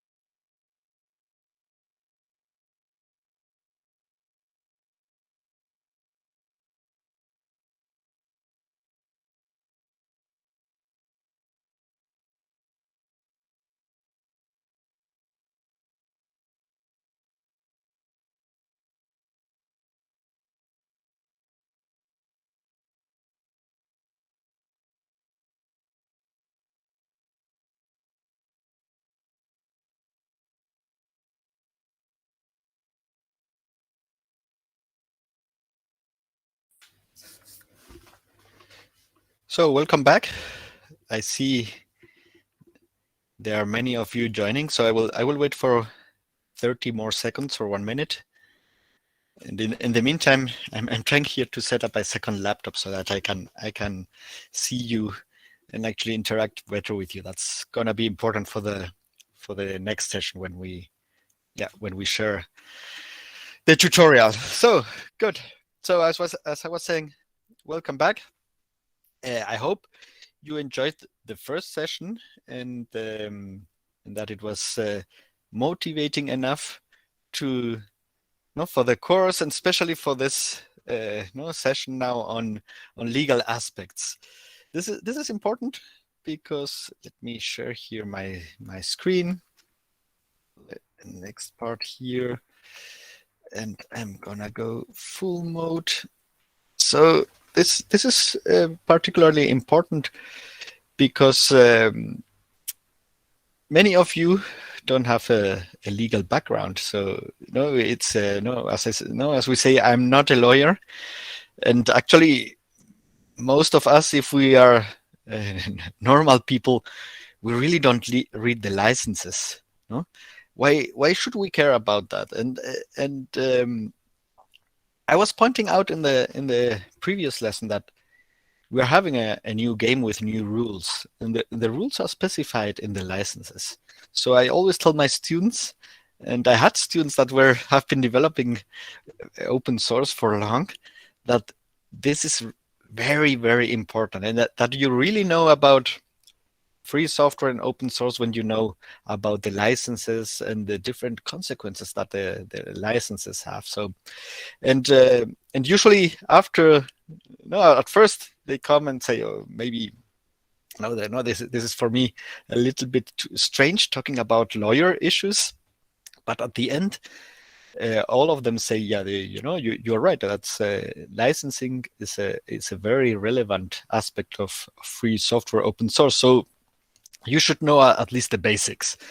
So I'm gonna do a 1-hour introduction to licensing and what it means, and actually then afterwards in the tutorial we're gonna have hands-on activities with the concepts from the first lesson and some part of the second lesson of the licenses. So I as I say, I have now 2 screens, so I can now see if you raise your hand, and if there are questions or comments, please do them without problem. So as I was saying, licenses are important. They provide the terms of use of a work. It's where it says how you can use the software, and actually it's here what we're changing in the rules. Without licenses, there wouldn't be any free software open source. So there are licenses, and because of licenses, we have the opportunity to free a work. Because by default, if you don't put a license, then you cannot do anything with a work. I say a work because this is an intellectual work, and software is one of the many intellectual works that exist. So in the licenses, actually, it's where you specify what the user can do. And that's why it's so important, because without a license, the user by default cannot do anything with your software. We use licenses here as a declaration of principles, as a social contract. So whenever we start a new open source project, one of the main decisions is what type of license we choose. And this is important because there's not only one open source license, there are many open source licenses. And if there are many, that's because communities think their rules should be slightly different. And that's why the decision about the license is very important, because they say what specific rules you follow. Licenses, all of them, all software licenses, so free licenses or non-free licenses, are based on every country's copyright law. So copyright law is something that is at national level. It's true that there is some international agreement, and that all around the world now, copyright and intellectual property are the same concepts, or they're very similar, but at the very end, there is a national copyright law, and that's why. I will talk a little bit more about US-based thinking, which is different from the European, and I'm sure it's gonna be slightly different from the Indian copyright law. But in general, the intellectual property. So intellectual property refers to any creation of the human mind. So it's from the design of that an architect does, to a painting, music, and of course, software. So IP is divided in two main categories, and this is the European point of view, because in the American point of view, it's slightly different. We call industrial property to patents and trademarks. So you can issue a patent that's an innovation, that something that has to be novel, and then you get, for a certain amount of years, you get a monopoly on that innovation, or a trademark. It's a mark, a sign that you have on your product. Like Coca-Cola is one of the big trademarks. So you can sell your product with that name, and nobody else can do that. So in Europe we call that industrial property. In America, that's part of intellectual property. They call it the same. No, so that's one of the differences that we have. I don't know now in India. I guess it will be more like the American way. But the thing is, we have these two things, and in addition we have copyright, and copyright is. If I go back, so if patents have to be novel, in copyright it's just the expression that is protected. So it means that it has not to be novel. It's just the way you have written down something, or you have painted down something, and so on. So you get a special a special recognition first because of that, and some special rights. So if you take a napkin and write something on it, that's copyrighted. That belongs. That intellectual property belongs to you. So if you write a piece of code, that's copyrighted.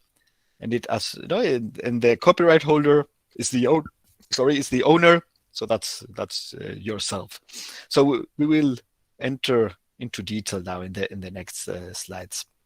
So intellectual property rights are rights to intangible things, to ideas. And as I say, if they are expressed, that's copyright, or if they are embodied in a practical implementation and they are novel, they could be patents. Depending on the part of the world, there are patents on software or not. So for instance, in the US, there are software patents, but in Europe, we don't have software patents. So you cannot patent a software in Europe, at least. So in Europe, the only way you have there for, let's say, intellectual property protection is the copyright. So just think that software is something rather new. So it has a little bit more than 50 years, while other forms of intellectual property, they are older. When I'm thinking about recordings of music, about books. So at one point, 50 years ago, they were thinking where software belonged to, and some of them thought about patents. Some thought about secrets, because you could hide the source code by just providing the binaries and so on. But finally, it was chosen to go after copyright, and that's because copyright has following characteristics which are very, very interesting. The first one is it's very simple. You don't need any registration nor any formality. If you write a code, it's by default you have the copyright. And if somebody, just imagine you write a book, and you see, years afterwards that somebody publishes this book with your name, then you can take him to court and say, no, this person is doing wrong because this is this is my intellectual property. I'm the author of it. Of course, then in court you should somehow demonstrate that you wrote the book before this other guy who took your writing and so on. But that's, for instance, in software, especially in open source, that's very easy to do. Usually when you do software, you publish it, you put it on GitHub, and there is a timestamp. So you can then easily show that this code was made on this date by you, and that somebody copied it from you, because the date, from the date you can see who was first. So that's very important. You don't need to do anything to have a copyright. It's automatic. You just create your creation, you write your software, and the copyright belongs to you. You don't have to go anywhere and ask for anything to be stamped. The copyright is for you. So that makes it, as I say, automatic. It's inexpensive. You don't have to pay anybody. It's like that. So the other thing is, no novelty is required, just originality. So originality means it should be different from what others have written. That makes sense, no? Because if not, you could just say, no, I wrote the same book as somebody else in the past, and just imagine we have I don't know, from Macbeth from Shakespeare. So you take Macbeth and you just put your name on it. So yeah, but it's from Shakespeare. That's you cannot say that. So it should be original. No, but you could write a new book, a new writing based on Shakespeare. I mean, Romeo and Julia. That's has been in the literature in many different ways. You find that in many different movies. You find the same story, but it's original in its form. So you can do that. So that new story is protected by copyright, because it's just a different way of expressing the same story. And the same happens with software. So you could do a software which may be state of the art. It has to not to be novel, and it resolves problems that other software have resolved. That's no problem. You just have to show that is an original way of doing it, because you did it in another language or in the same programming language, but by different means. So copyright includes not only the source code, it includes as well documentation and the design. I mean, if you make UML models, etc. And it's international. Usually even if you're in India and you write some code, then it's automatically you get the copyright from India, but because of several conventions on copyright, it's valid all around the world, which is good. And a final thing, it's no software is governed by copyright, but as I'm saying before, many other things are governed by copyright. So that's nice. No, you have intellectual works, so they're all a little bit different. It's different to have a painting, than a software, but well, the copyright laws are the same for both things. So on the other hand, adapting the concept of copyright to software is not an easy task, because software is way much different than many other intellectual works. Like, I mean, if you have a book, you may change the book, and there are some books where you can change the final part, how it ends and so on. No, but software usually is made to evolve, to be changed, to be enhanced, and that's actually not the case of many other intellectual works. Just imagine of music. I mean, you can make a cover of a music and change it and so on, but that's and with several songs that has happened quite often, but it's a different song.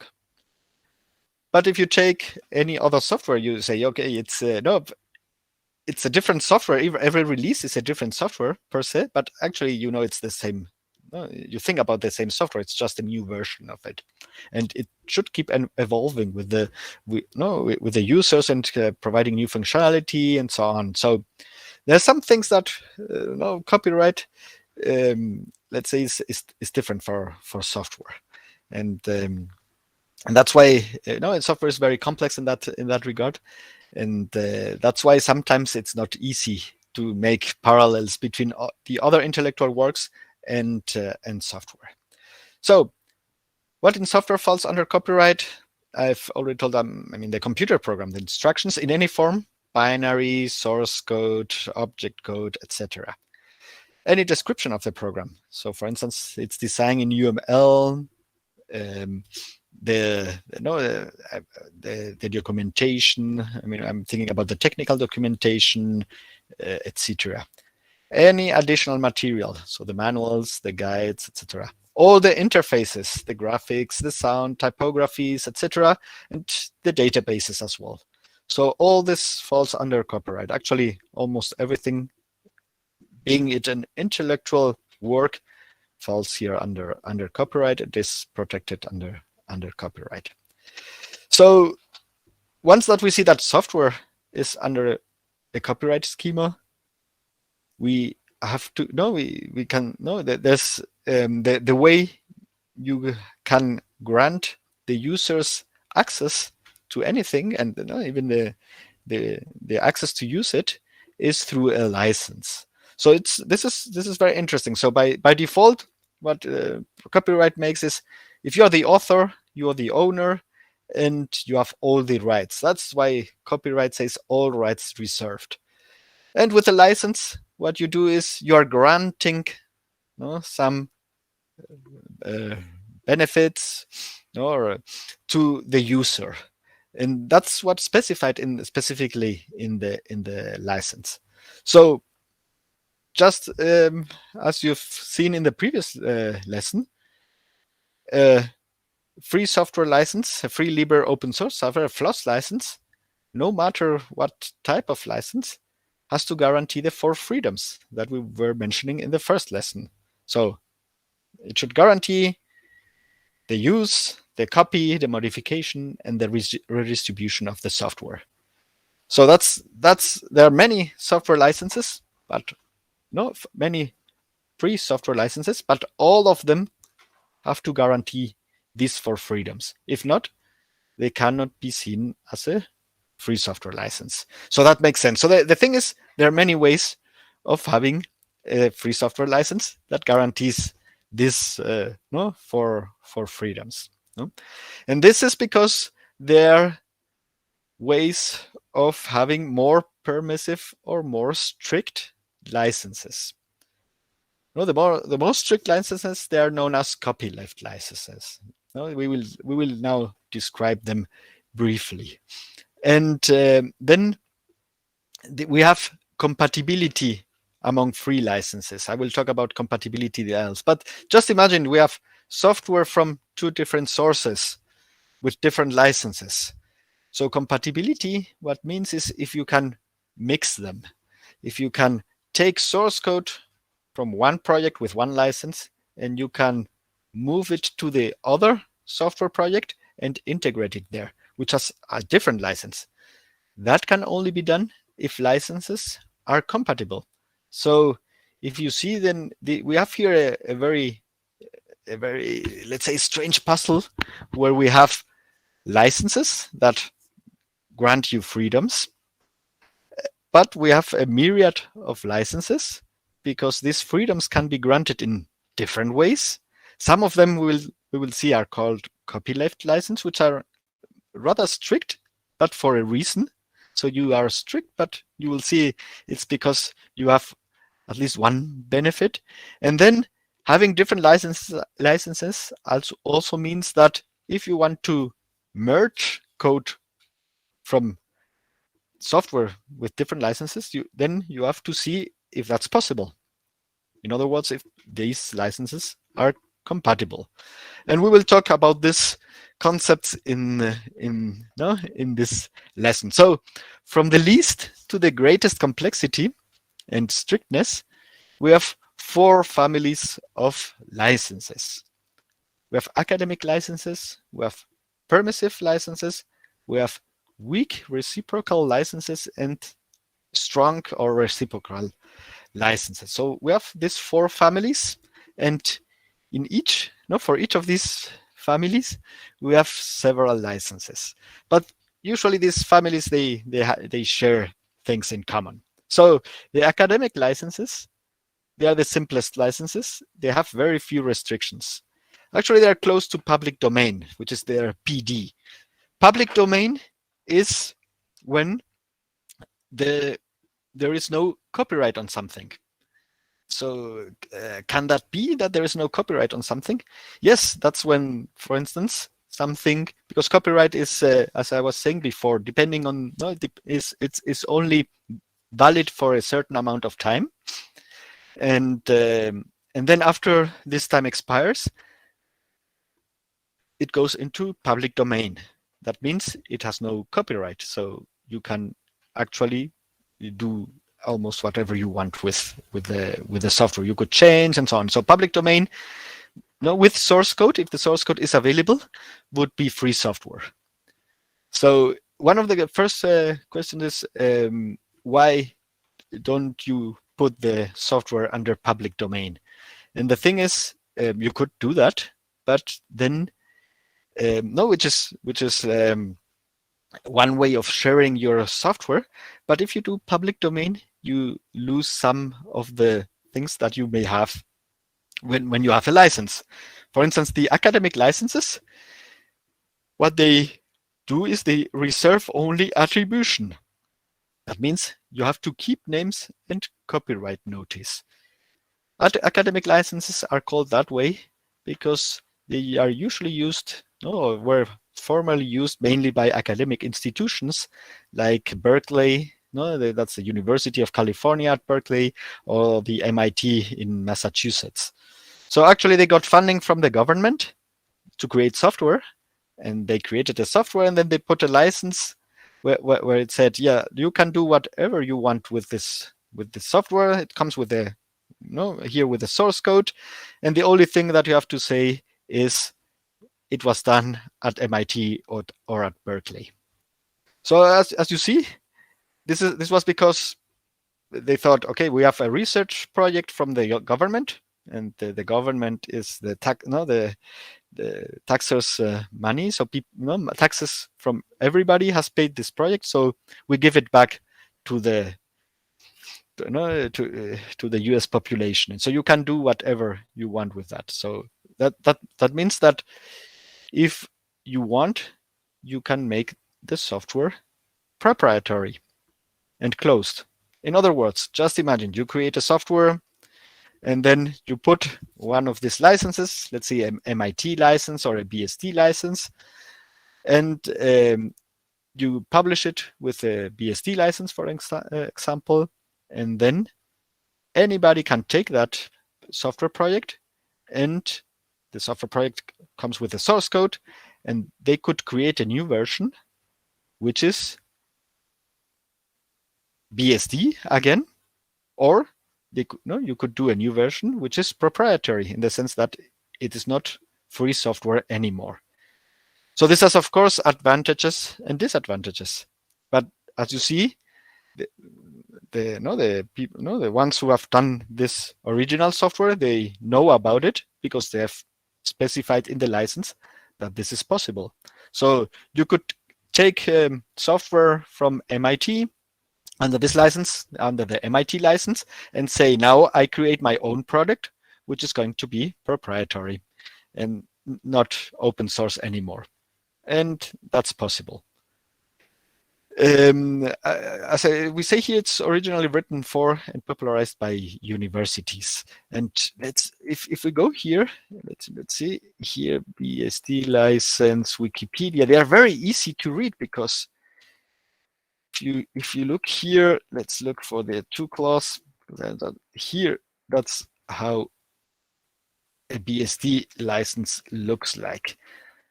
You see, this is the most modern one.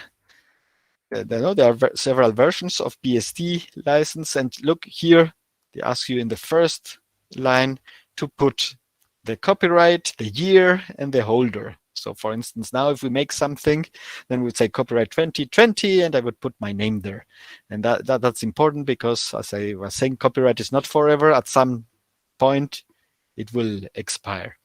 And then here it says redistribution and use in source and binary forms with or without modification are permitted, provided the following conditions are met. So as you see here, you can redistribute it and use the software with or without modification. So that means just by reading this here, we are meeting the 4 freedoms of the free software definition. And if you look at the open source definition, it falls as well as under the definition of open source. But here you see 2 restrictions. The first is if you redistribute the source code, it must retain the above copyright notice. So they ask just here to maintain this if you redistribute the source code.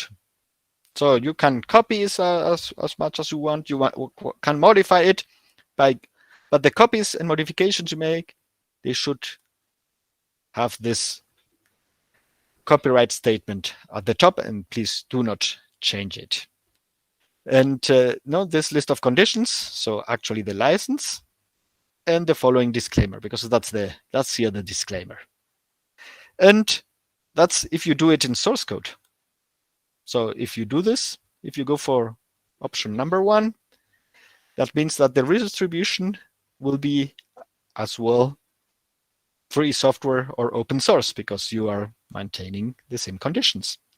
But look at the second one. Redistribution in binary form must reproduce the above copyright notice, this one, this list of conditions, and the following disclaimer in the documentation and other materials provided with the distribution. So that means that you can redistribute just binary form. You don't have to provide source code.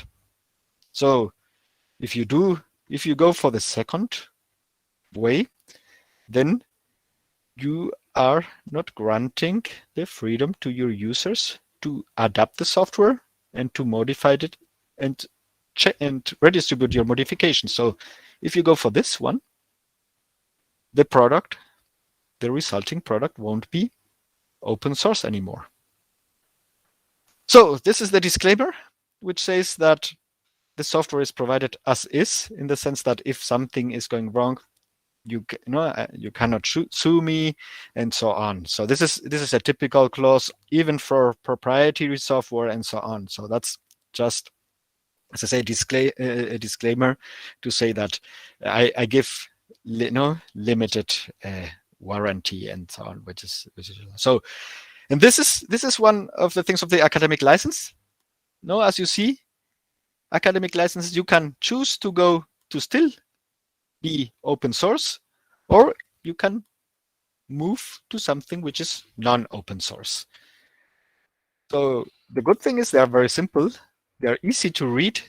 Just a few lines, a few conditions. That's maybe the first time in your life that you have read a license. I won't read many more. So, but that's a good example. There are different types. This was the BSD, the 2-clause BSD, but you will see there's MIT is similar, and there's some other academic licenses that I've listed here. There are many more than these 3 that we've put here. So that's the first type of licenses. As you see, they ensure that this work is open source, but you can create your own derivate works, which is when you create a derivative, it's a work based on mine, which doesn't need to be open source. The next group, the next family is the permissive license. They're very similar to academic license. Just they are longer because they have more clauses. They have, they include grants of patents, trademark, or public recognition of provisions. And as with the academic licenses, they are available for almost all uses, including use in proprietary closed source product. And the example here is the Apache license. So if you go here, Just to show an example, there are several versions of them, but the Apache, the second one, let's see here. So it's a little bit of history. Let's see. I wanted to see the text here. Apache licenses. That's the current one, and as you see, this is from 2004, and as you see here, it's longer. So we won't read it because we don't have time for that. But the difference here is, if we go to the slides, they actually are like academic licenses. Just they have additional points about the trademark. That's important for Apache because they wanted to say, look, we created this software. You can use it. Please keep the copyright, but you cannot say if you create something based on our product that it's as well from Apache. So just imagine you can take the Apache web server and you can create your own web server.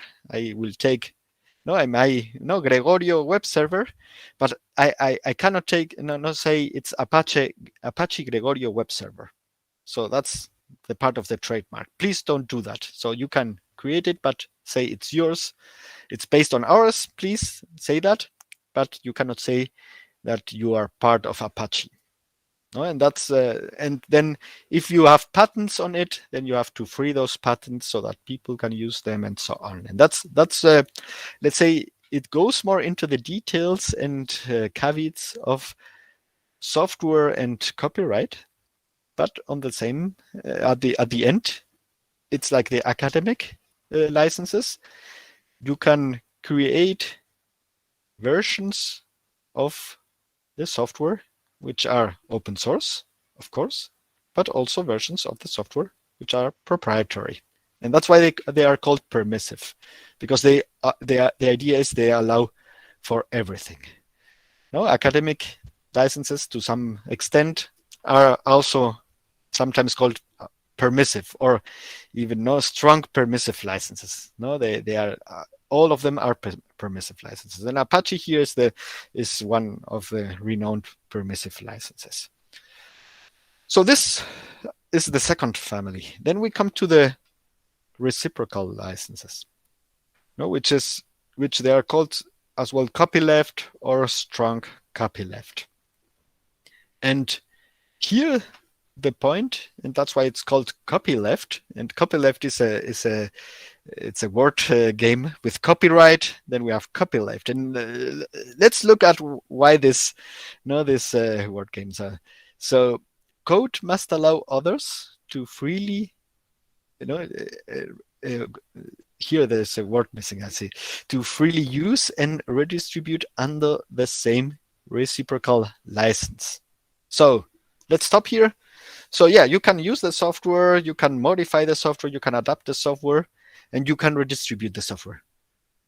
But if you redistribute the software, you have to do it under the same license.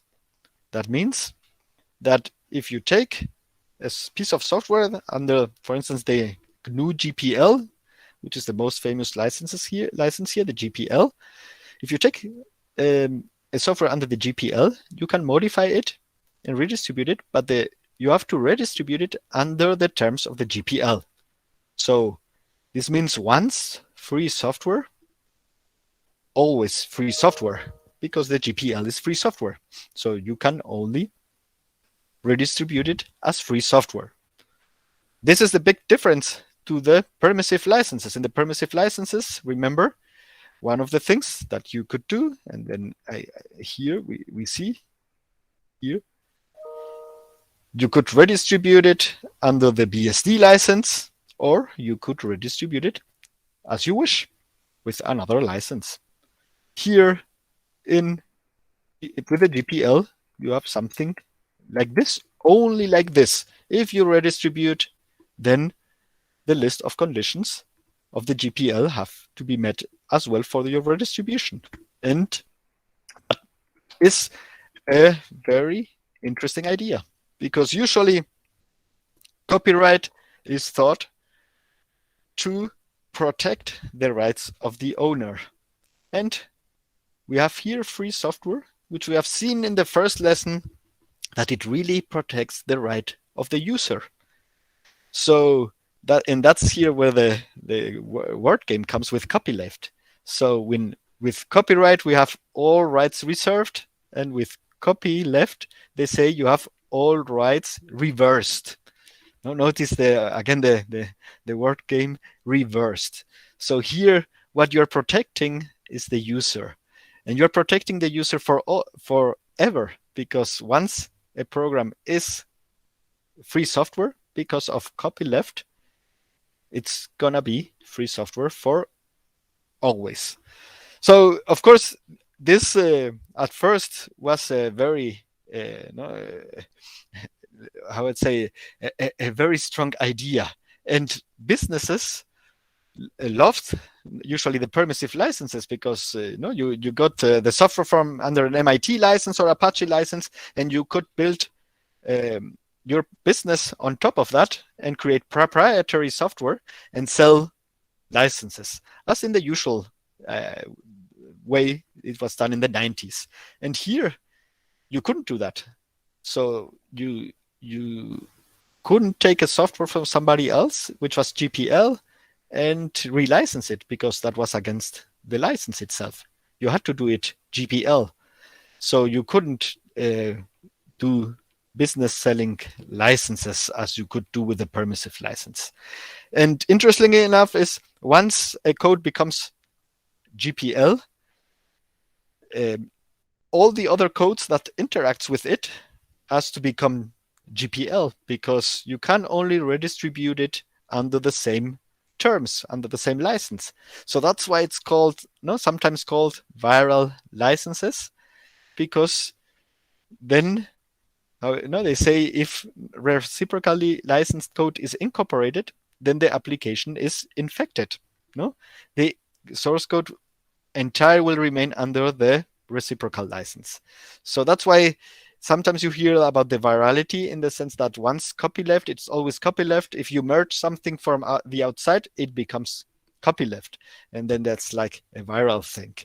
And that's a nice idea. It's reciprocal. There are some licenses who are reciprocal. The GPL is the most known one. GNU is the project that Richard Stallman started, which is GNU is not Unix, and there were some licenses, and the other one is Afero is another one which is thought for web environments.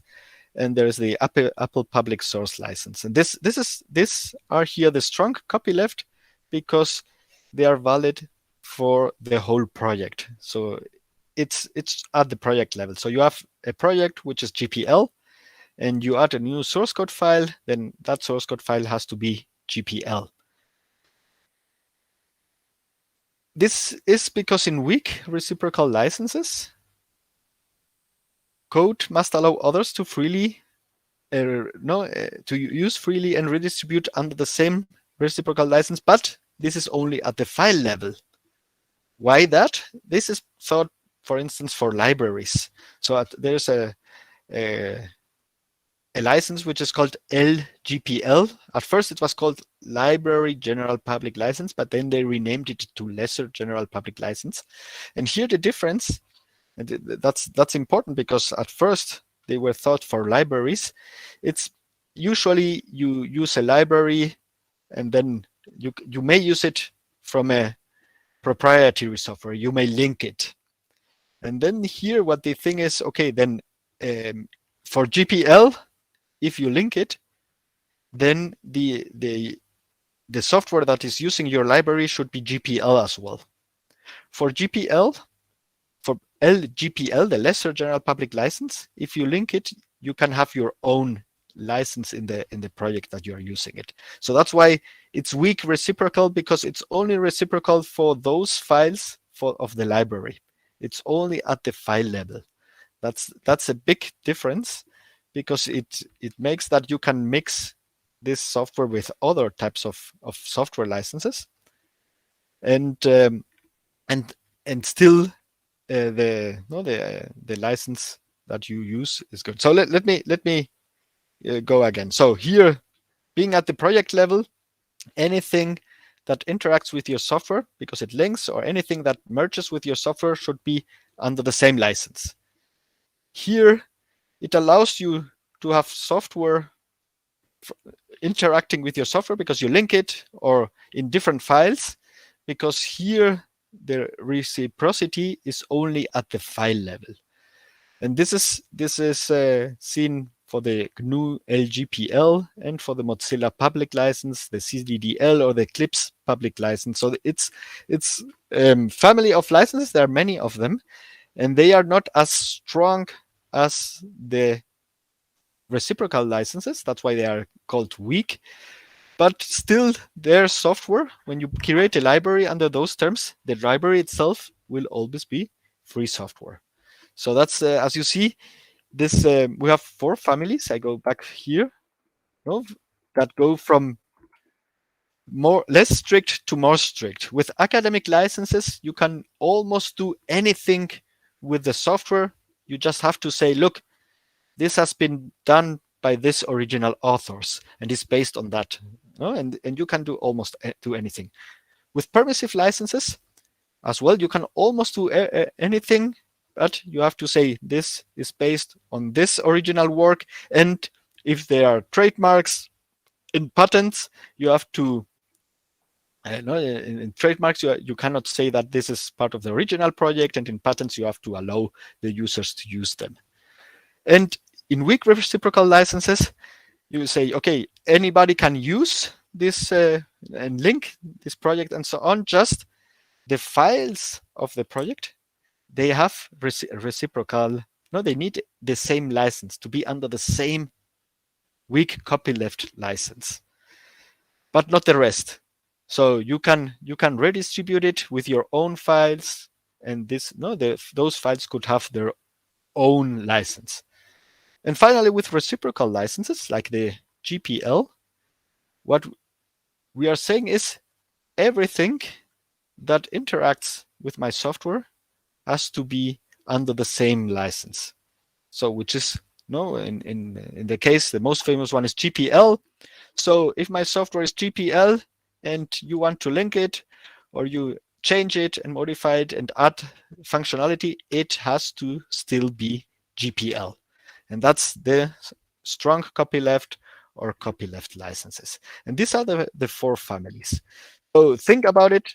Why is it's so important to talk about licenses at this point? Just imagine if you create a software and you decide, usually that this is one of the first decisions, the first one is maybe the name, and the second one is what license do I put on it?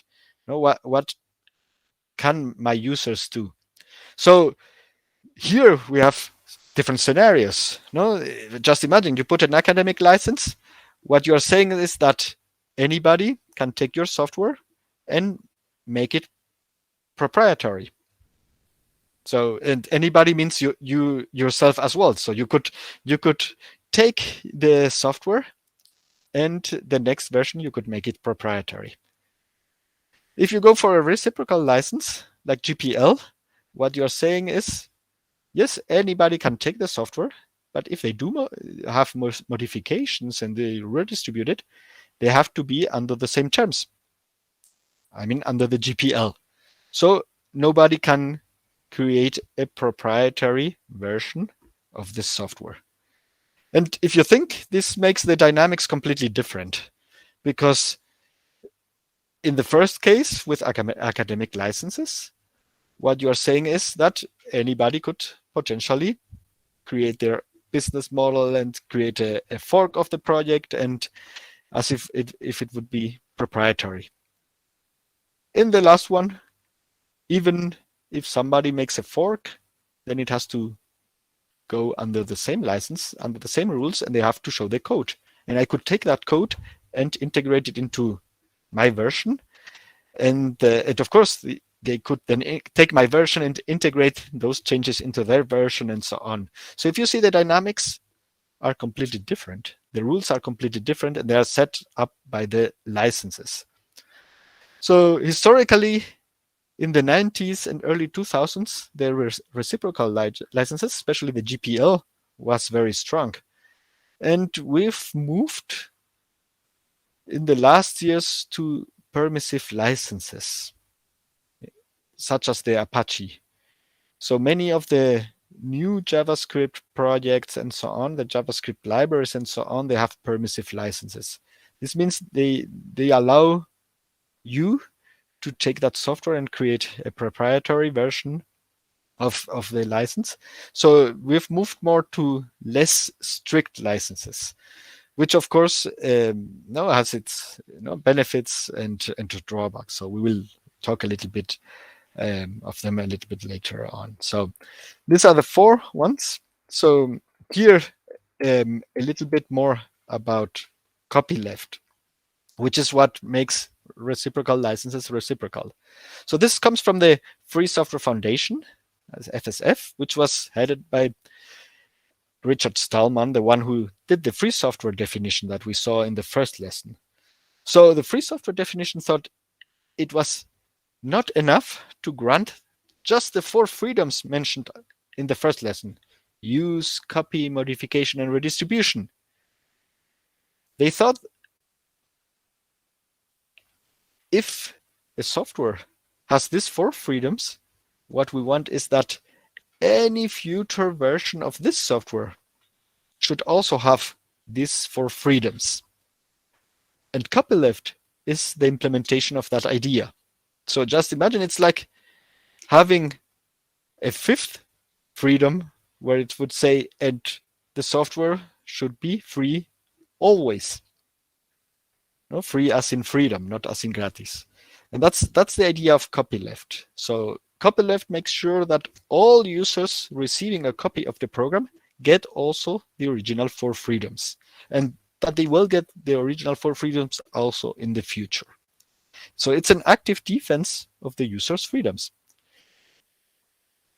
As you see, the copyleft clause here might have diverse implementations, but all of them share the same concept, which is the distribution of any version of the program must use this same license. No, it makes sense. No, if you have a license with this, which is free software, then to be reciprocal, what it says is any future distribution of this software, any future version, has to have the same license. No? The license is free software, so any future version will be then free software. And that's the copyleft clause. This comes to the next concept here, which I've been talking about before, which is license compatibility. So we see we have open source and free software. We have lots of source code out there. We have millions of projects in GitHub.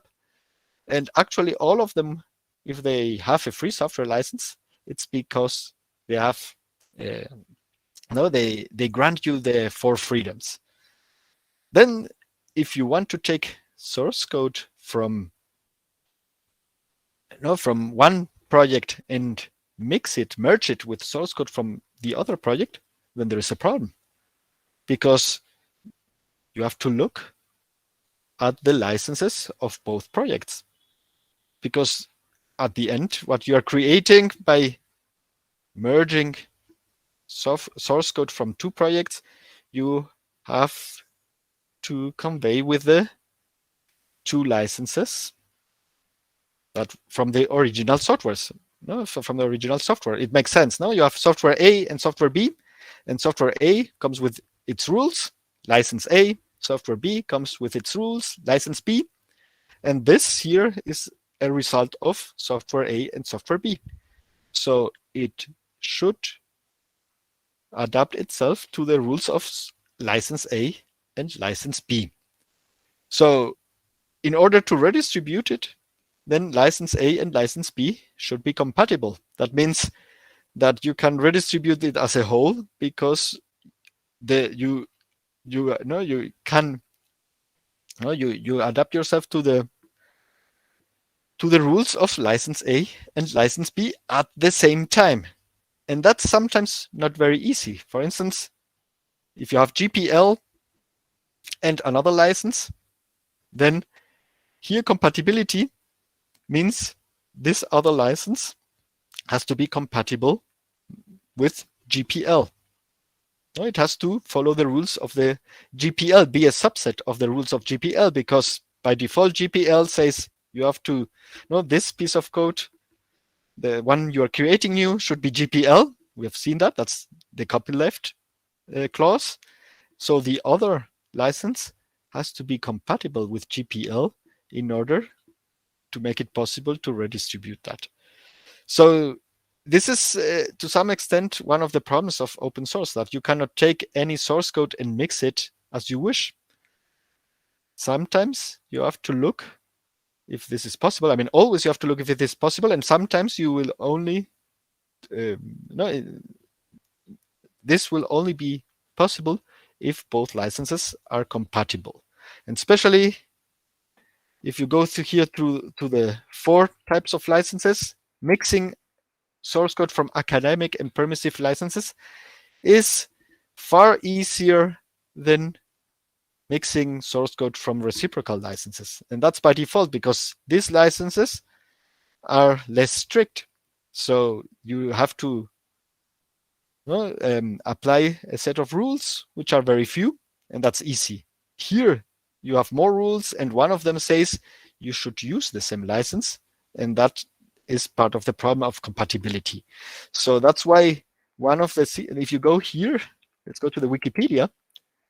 For instance, the FreeBSD license, here it says who's the author, who's the publisher, when it was published. Then, well, an identifier, if it's compatible with the free software guidelines of Debian, approved by the Free Software Foundation, that it grants you the 4 freedoms. If it's approved by the Open Source Initiative, which means it's open source by the definition of open source. And here, if you look here, it says, is it compatible with GPL? Can you mix source code that is BSD and source code that is GPL? And it says yes. But for instance, it says, is it copyleft? No, it's not a copyleft. It's a permissive license. Linking from code with a different license, and this is allowed. So this is now, as you see, if you go through all the license on Wikipedia, they specify this kind of things. For instance, here the Apache license from the Apache Software Foundation, published 2004, as we've seen. It's Debian Free Software Guideline compatible, approved by the FSF. So it grants you the 4 rights, and it's approved by the OSI, which is the Open Source Initiative. Again, it complies with the open source definition.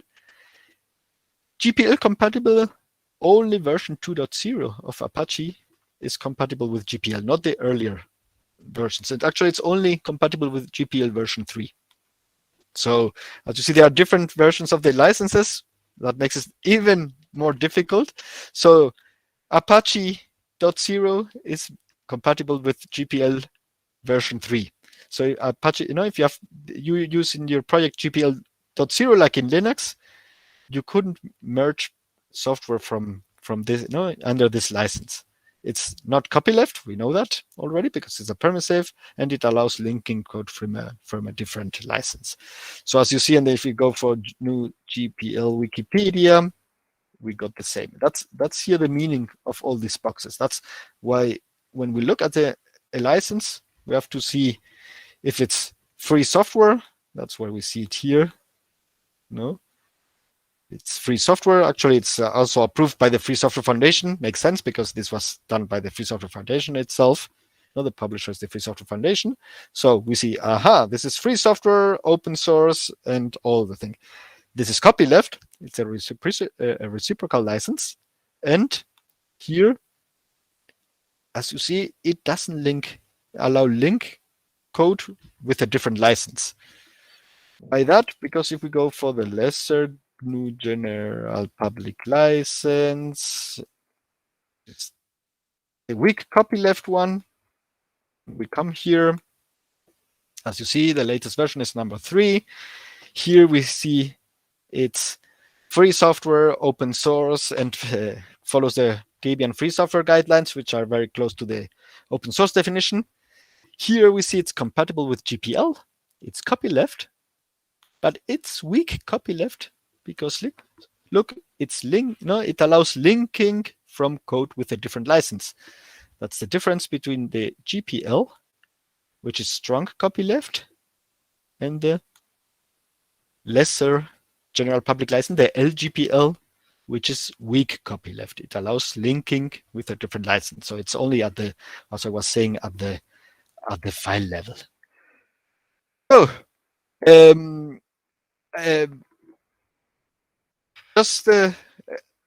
we are getting more into details. There are projects that have 2 licenses. No, that's dual licensing. Usually when you have 2 licenses, that means that the user can choose any of the 2 licenses. So just imagine you have GPL and Apache. Then you say, okay, I'm using this software as Apache, and then that's what dual licensing means. And this has very interesting consequences for this one, for compatibility, because then you can say, okay, I'm using this software as Apache, so I'm compatible with this other software. And there are many interesting dual license projects like this. Or in MySQL, what they do is, that's a database engine. What they do is they have GPL and a proprietary license. So if you're using MySQL with other GPL software, you can use MySQL. But if you're using MySQL with software that is not GPL, then you have to ask them for a proprietary license. So that's the dual licensing term of MySQL, and that's a business model by themselves, or was a business model. So a final remark. So there are many licenses, as you've seen, but many think, okay, then let's have our own license. And that's not a good idea. No, they're called vanity licenses, and it has been known for a known problem in the community. The first thing is, as the number of licenses increases, then the possible combinations and we're talking here about the linking code, the part that is compatible with the GPL and so on. Everything becomes more complex. So that's one drawback of having a license. And actually, it's very difficult to create a good license. As you see, there have been 3 versions of the GPL, 2 versions, really more than 2 versions, because there was Apache 1.1 and Apache 1.0. So having a good license is something that takes time and lawyers, and it's not very, very easy. So at the end, it introduces insecurity if you want to have your own license. No, and insecurity favors fear, uncertainty, and doubt. So it's usually better to see the type of licenses we have. No, we have 4 families, and there are many licenses in all of these 4 licenses. And usually this covers all the spectrum. So just look at the existing licenses, and depending on what you want, choose one of the existing licenses, because first, people know them. Second, you are not doing, they are very strong, and they are hard proofed, by years and many other projects that have used them. And third, you don't get into other problems that you might have when there are there's a new license and people don't know about it. So this was it for licensing. So we are now on time. So I hope to have given a nice overview of intellectual property and open source licensing in the short. I have here a couple of books that explain this further in depth. This, as I say, this could be a course by itself, on licensing, as you have seen. But now we'll have a short break of 10 minutes, and afterwards in the tutorial, what I would like is that you work on these concepts that we've been talking about before, and that we see how licenses are important and how they interrelate among each other. So thanks for your attention. Again, let's have this 10 minutes of break. Let's go to the bathroom, stretch your legs, and so on. Come with renewed energy. You will see now it's going to be more interactive. We will have 2 hours, and now I'm going to ask you to do things. So I hope you come with a renewed energy. See you then in 10 minutes.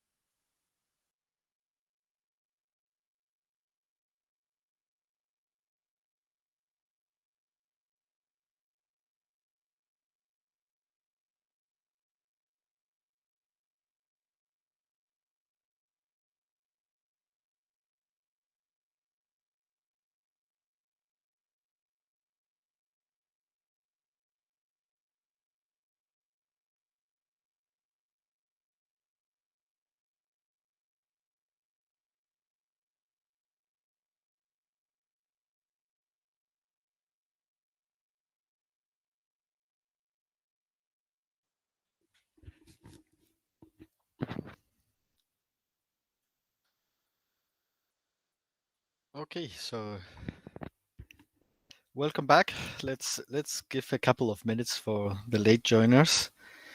We have now a session on the concepts and legal aspects that we've seen of 2 hours. It's gonna be very, very hands-on. So, no, I hope that you are now the active part, and I don't have to talk as much as I've been talking in the last 2 hours. So let's give the late joiners 1 or 2 more minutes, and then we can start with the activities.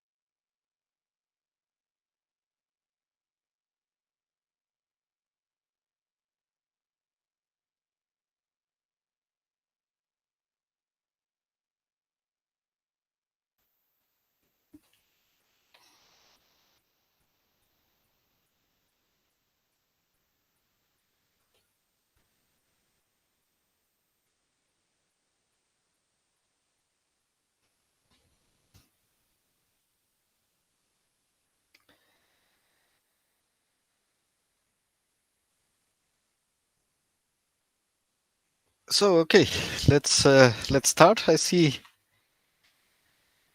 we have like 25 people in the room. I don't know how many of them are not institutional accounts. So so my idea was is to strengthen a little bit the concepts and that you work a little bit with them. So I've been presenting for 2 hours now, and probably there are lots of new concepts for you, and well, the activities in the next couple of hours are have been thought with the goal so that you work a little bit with the concepts and you understand them, and we can discuss a little bit. So this is, I hope, for some movement on your part. I will ask you probably to open the mic at some point, or to do it through the chat. And actually, one of the exercises will be on a whiteboard and on a virtual whiteboard. And so I see still there are people joining, and let's see. Well, I'm gonna share my screen and tell a little bit of what I want. So so I think you know about Venn diagrams. You have seen Venn diagrams, let's say Wikipedia. Here, you know about the Venn diagrams that you have sets of things and they have characteristics, and if you have this, if you have characteristics of that are from different sets, then you are in the part that is shared by these sets. Even you can be in the center part, which is shared by the 3 sets. So I think you know a little bit the idea. I'm gonna put here an example here. So I create a new board. This is the whiteboard that we are going to use. Just imagine we have a set of persons, and then we say somebody here, and then this. Let's see, is somebody's from Spain. So here then we can go and change, and this no everyone that comes from Spain is as well from Europe. So this then Spain is a subset of Europe, and that makes sense. And then if we go here and take another color, like let's say the blue, so then we can make the same here, and India, and okay, I can erase it like this. Let me put there another color so that's seen. So we have here that each India is a subset of Asia. And as you see here, the nice thing is if you're from Spain, then you're not from Asia. So you're a subset of Europe, but not from Asia and so on.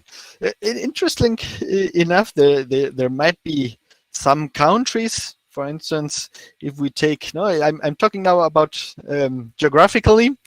So we might have some countries that are in here. They have some part of their land in Asia and some part in Europe.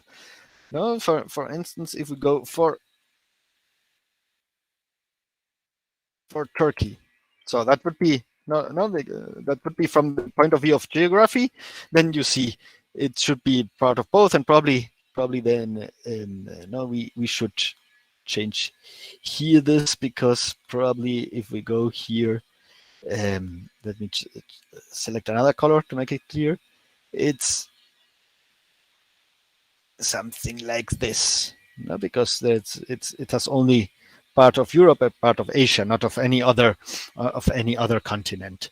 So I think you see what I mean with the Venn diagrams, and you can, of course, put other countries. And here, let's put here we have sort of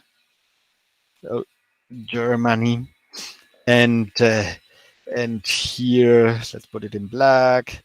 In Asia, what do we have? We have here China, and so on. So then this I think is nothing new. So you can see how we are going to play a little bit on the whiteboard. So what I will do is I will open a whiteboard, and I will share this URL with you, and you will have to go to sideboard.com and open an account here. I'm gonna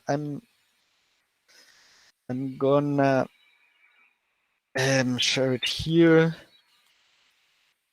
So please come here to have. I hope it works with the 37 that we are. I've never tested with so many people. So that's so many students. Usually in my classes, in my online classes, I have between 10 and 15. It should work, I guess, because it didn't. It didn't give any problem. So please create an account there. You can use your Gmail account and so on. And then what I'm gonna do here is create a new board. Well, I have to delete this one. Let's see how I can delete this one. My boards, I have to delete these ones. These are only for testing purposes, so I'm deleting these ones. So, and then I create a new one, which is the one, we'll start with the one on concepts. And I get, or let's try it directly with the concepts. And then I get this code, and I can share it with you. And I'm over here. So if you want, we can leave a couple of minutes so that you can come here and look. You can play a little bit with it. And actually, this is very easy to work here. Just by clicking the button. And if you put and get a dot, and then just by writing you can write text. That's what we need. If you can come here, you can change the color of the text or no, and the bigger. This allows you to remove things. So one of the things that I could ask just for the beginning is come here, make a circle, and write your name. No. So please, and if you have any problem, just let me know. So here writing here, task 1,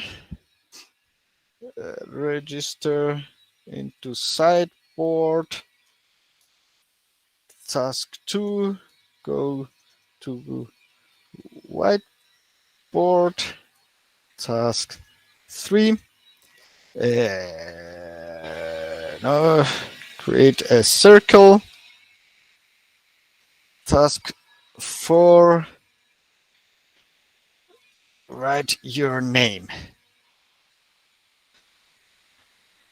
So I've put I see there's somebody there, which is good.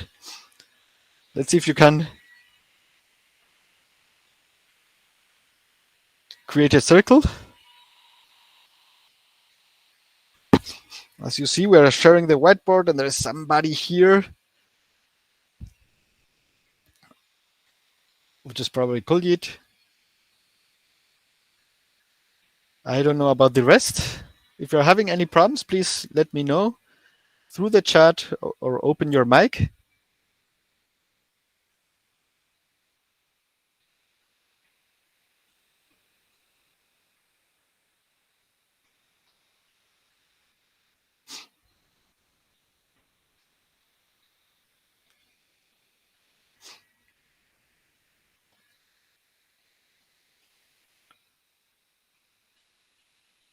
So please, oh, I see a second person. So I see it's possible to access. So please let me know if no, these are the limitations of online tutorials that I don't see your faces. So just let me know if you have any problems. Just come here and as I say, create a circle. Fantastic. There's a second circle, and write your name. For writing your name, you have just to press and write a dot, and then you will see that and start typing with your keyboard. At least if you have a keyboard. If there is some differences if you are using your mobile phone, it's also possible, but the interaction is different. So Poonam, fantastic. Fantastic. And I see 2 dots, then start writing text for the third person. And I'm inviting all the others to come. This is really not rocket science. This is easy to do. No? And yeah, I see we are 4 there. That's fantastic. Poonam has already achieved that. Well, we have a fourth circle. Let's see if you can try to write as well your name there. Yeah, please do it. As you can see, if you come here, you can change the color of. No, we have only 3 colors: black, blue, and red. And you can do your circle and write in red. So if I come here and I press here for a button and then I write again, right? Yeah. So this should be easy. I press for the button and then, all right. Fantastic, Ishan. So fantastic. And I see Poonam even changed to red because you can see at the bottom what type of color you are in. So we are 5. We should be some more. So yeah, okay, but thanks. But what I want is create a circle. Write your name here on the. Okay, yeah, fantastic. In blue. Yes, thank you. So thank you. So we have 5 people here. It shouldn't be difficult. What I mean is, no, write your name and create this circle on sideboard, which is the whiteboard we're gonna use. Okay, so it's a service where we can have a shared whiteboard, a collaborative whiteboard, and fantastic Rishabh. And as you see, I give you a couple of minutes to work on this. It's really not difficult. Once you get one circle and you have written, it's actually all the functionality we need. But it's not easy at the beginning. Oh, I see somebody created a circle, then erased it and put it in red. Yep. As you see, that's very easy to change. So I see we are 6 people over there. And I'm gonna give still 1 or 2 minutes if you want to join.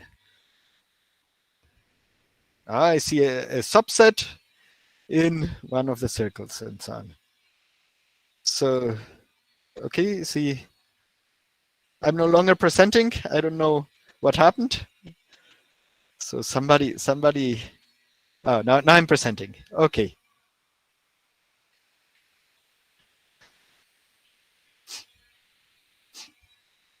Okay, then fantastic. So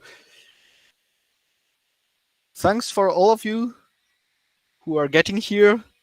I see another one. Fantastic. Even if the circle is not the the most round one, but it's good enough. So that shouldn't be a problem. I mean, you can easily erase. If you see here, you can remove things. I come here and I remove the things. Okay, nice.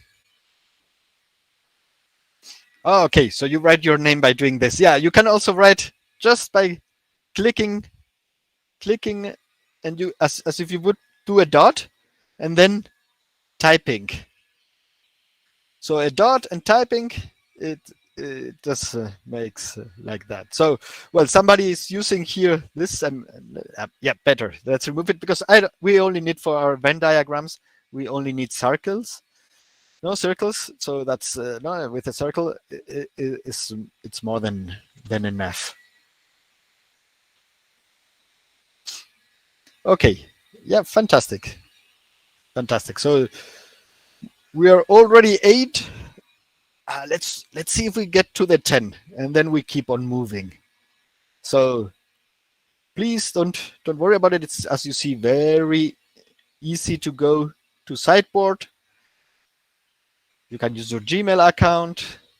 Then you have to enter the URL I've put in the chat, and then you come and make a circle and write your name by coming there. Okay, 9, 10, fantastic. Then we are almost there. Yeah, you can zoom in. So somebody is zooming because we need more space. Fantastic. So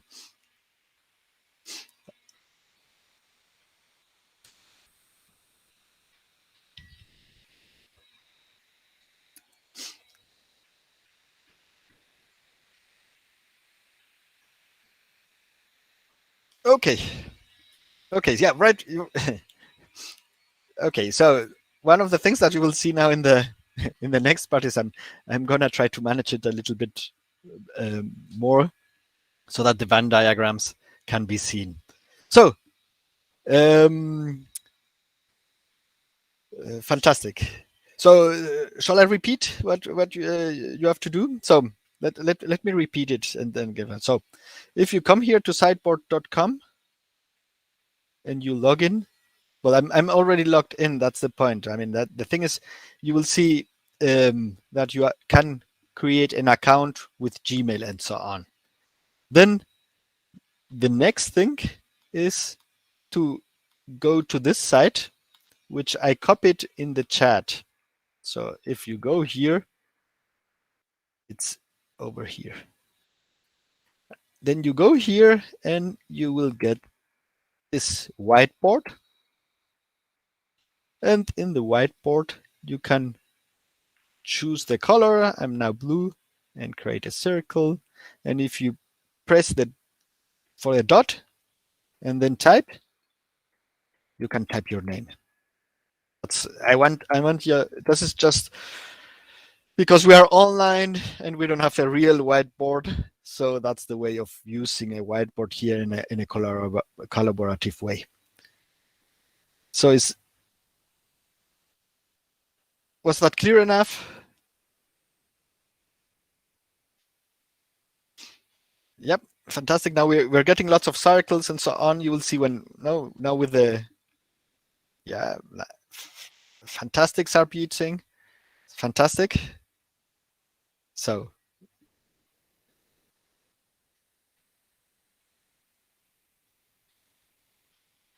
okay. So I have two exercises for this. So one of the things that I'm gonna do, it's, let me see, because I would like to use this one. Let's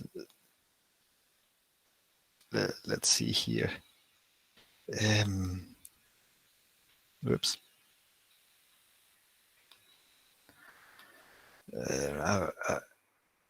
I'm getting lost. Let's do one thing, because now we use this for the beginning. So what I'm gonna do is I'm going to create a new one. So I'm gonna create a new board, and there we're gonna do the exercise. Let me present first the exercise. So let's come here.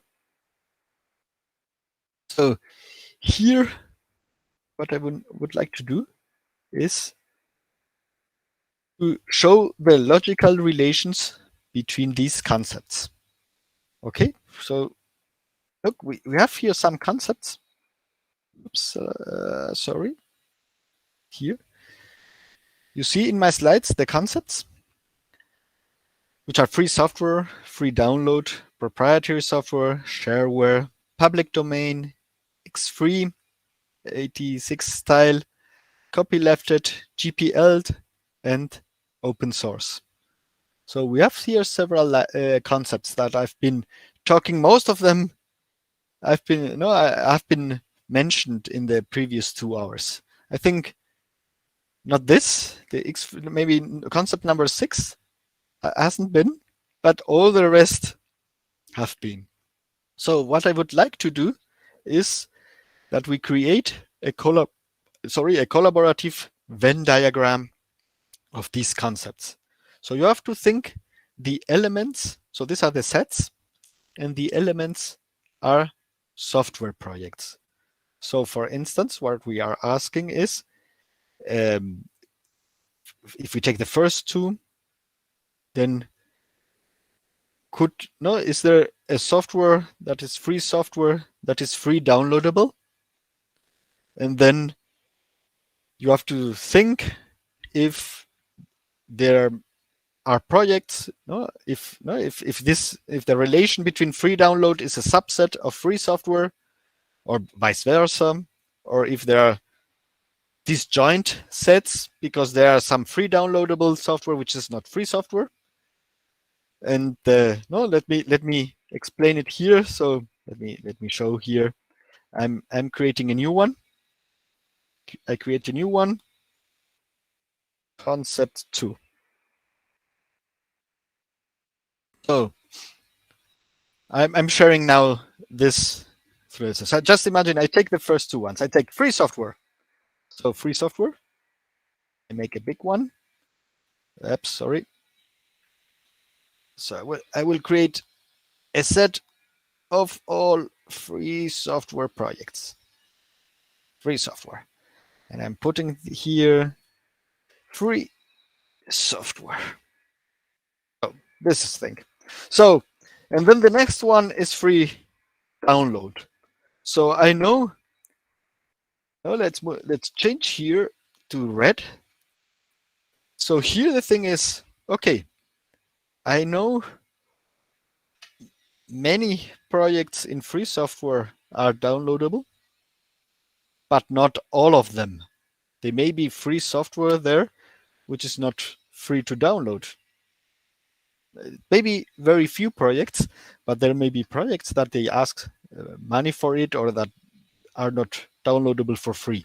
So even No, let me put like this. So probably we will say something like this, but then there are many projects that are free downloadable, which are not free software.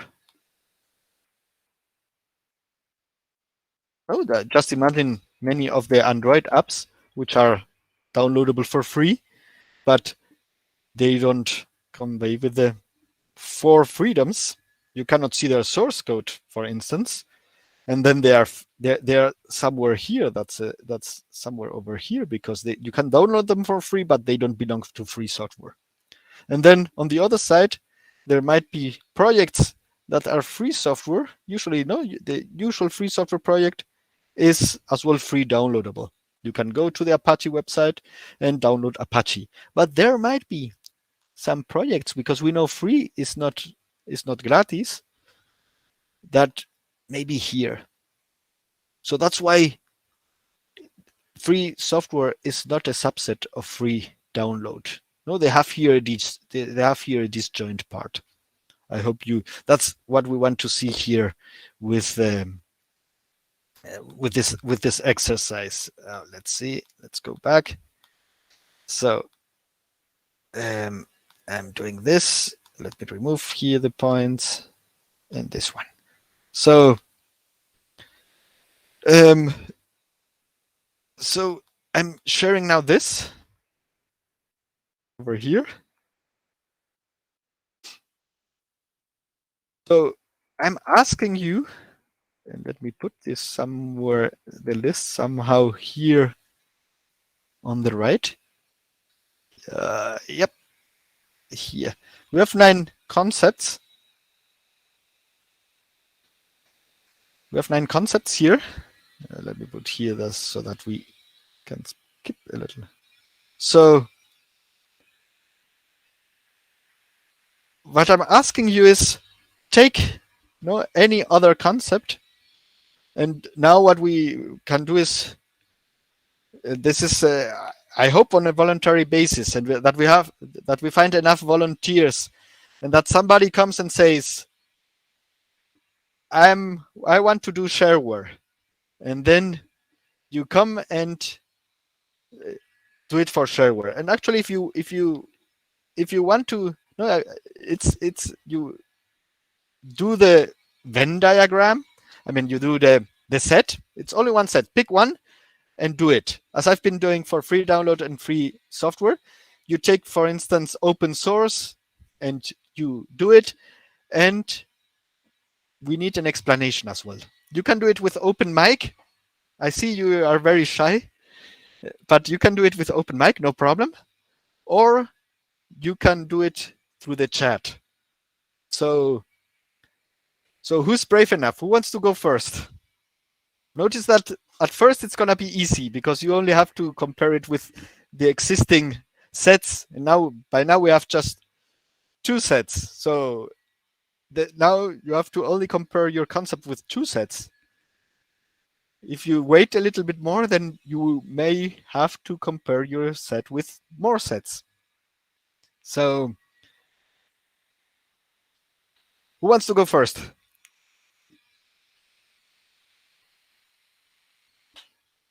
Don't be shy. This is an academic exercise, and it's just to discuss and it's not to point out any errors that you might have and so on. We are talking about these concepts, which are new for you, and what I want to you is to confront yourself with the concepts, and that we discuss a little bit about them.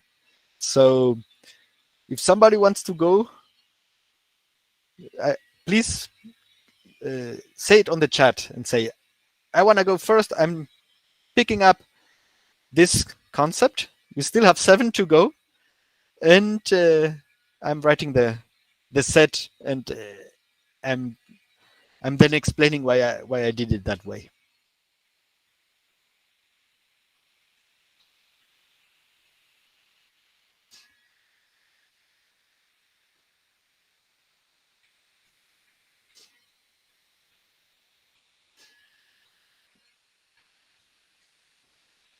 I see you joining the whiteboard, which is fantastic. we're 7 there. Yeah, and I know you can make sets because I've seen that before. So please don't be shy. Please don't. Let's see if somebody wants to come first.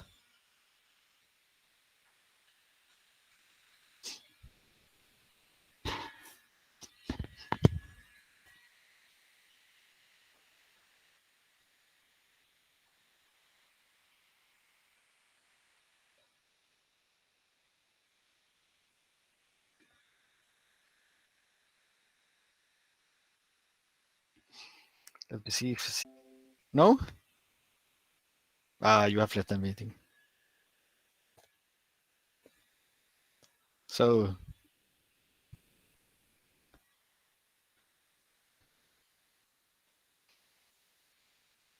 okay, so I'm waiting maybe for 2 more minutes. Oh, you're taking okay, GPL, fantastic, Amandeep. So just go ahead. No, Amandeep has told us he's gonna take the GPL set. So please go on.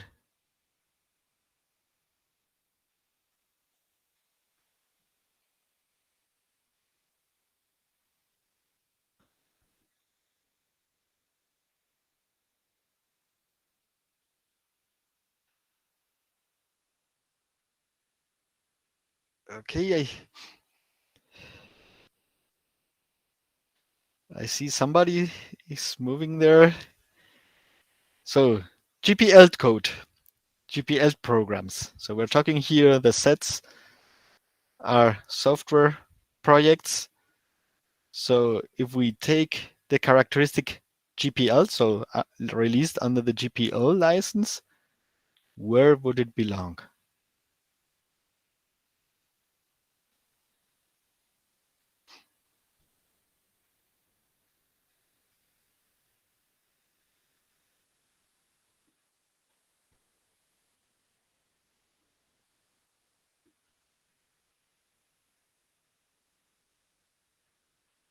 Okay, so I don't know if it's something with the whiteboard or with the concepts. So what I'm gonna do is I'm gonna go for plan B, and then I'm gonna do the exercise. So I would have liked that you collaboratively work with me and that we get a set, no? Because I think that's the way we would learn more. So I would start with GPL software because that's no, I know that's something that somebody pointed out. So please do not move the oops. Do not move it. Yeah. So I see here somebody. I don't know if you want to touch it. I'm doing it. So just I'm going for GPL. So we know all software projects that are GPL, which is a reciprocal license. All of them are free software. So GPL is a subset of free software. And actually, let's put it like here, something like this. Okay, this is black, and then GPL. So this is like this. So you see what we mean is all GPL software belongs to free software. That's why the black circle is a subset of the blue circle, which is free software. And it may be downloaded for free, most of it, but some of them maybe not downloaded for free because they're not available for download for free. And that's the concept we have here, GPL software. So I move to the next one, which is proprietary software. So proprietary software, I'm gonna stick with black. So what's proprietary software? So proprietary software is anything that is not, let's put free software. So actually, it's like, how would I put it? I put it, no, if this is free software, the blue thing, then proprietary software. would be anything that is not free software. So it's a completely disjoint element. So there is free download software that is free software, which is everything what is here inside, and this free download software that is proprietary, which is software that is not free software. So, interesting shareware. So I'm sure many of you have heard about the concept shareware. So if we go to Wikipedia shareware, you can see it's a type of proprietary software which is initially shared by the owner for trial use at little or no cost, with usually limited functionality or incomplete documentation, but which can be upgraded upon payment. So important for us, it's not free software. It doesn't grant you the full rights. It's part of proprietary software, and some of it can be downloaded for free. So I'm putting it in blue, and then here, something like this. I could put here shareware. So see, shareware belongs to the proprietary software. Some of it can be free downloaded. Some of it not, because there's at a little cost and so on. And you see here the concept. So there is no GPL software that is shareware, because they are completely disjoint, as you see. No, if something's GPL, it's free software, and shareware isn't free software. So what's the next that we have? Public domain.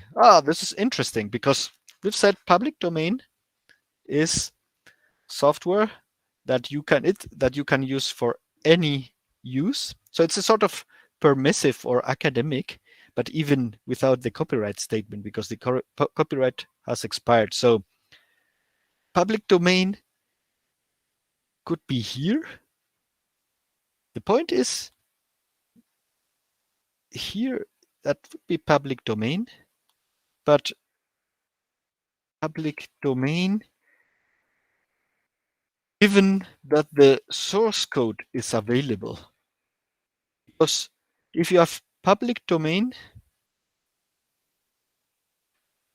public domain here would be here, public domain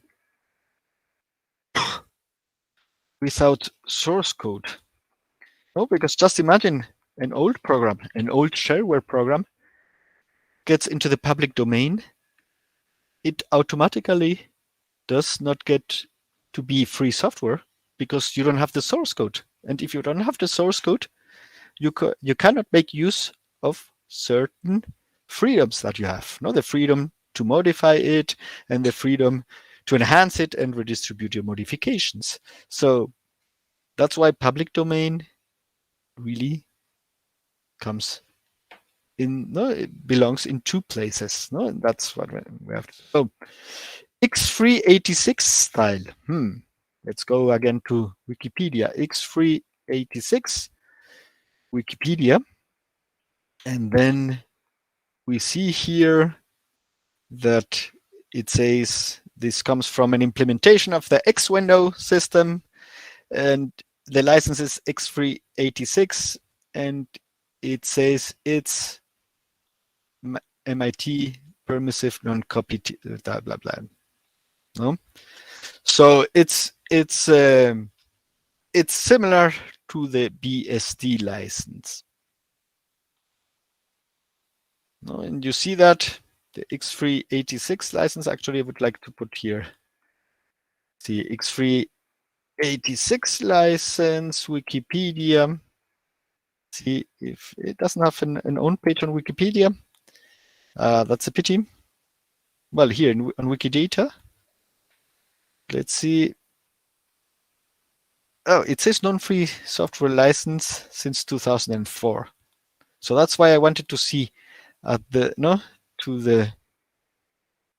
Wikipedia, because you usually licensing controversy, you have to read it about it. So when you have an X386 license, then by reading, and that's one of the problems of having so many licenses, then you see that it's not free software because it's proprietary.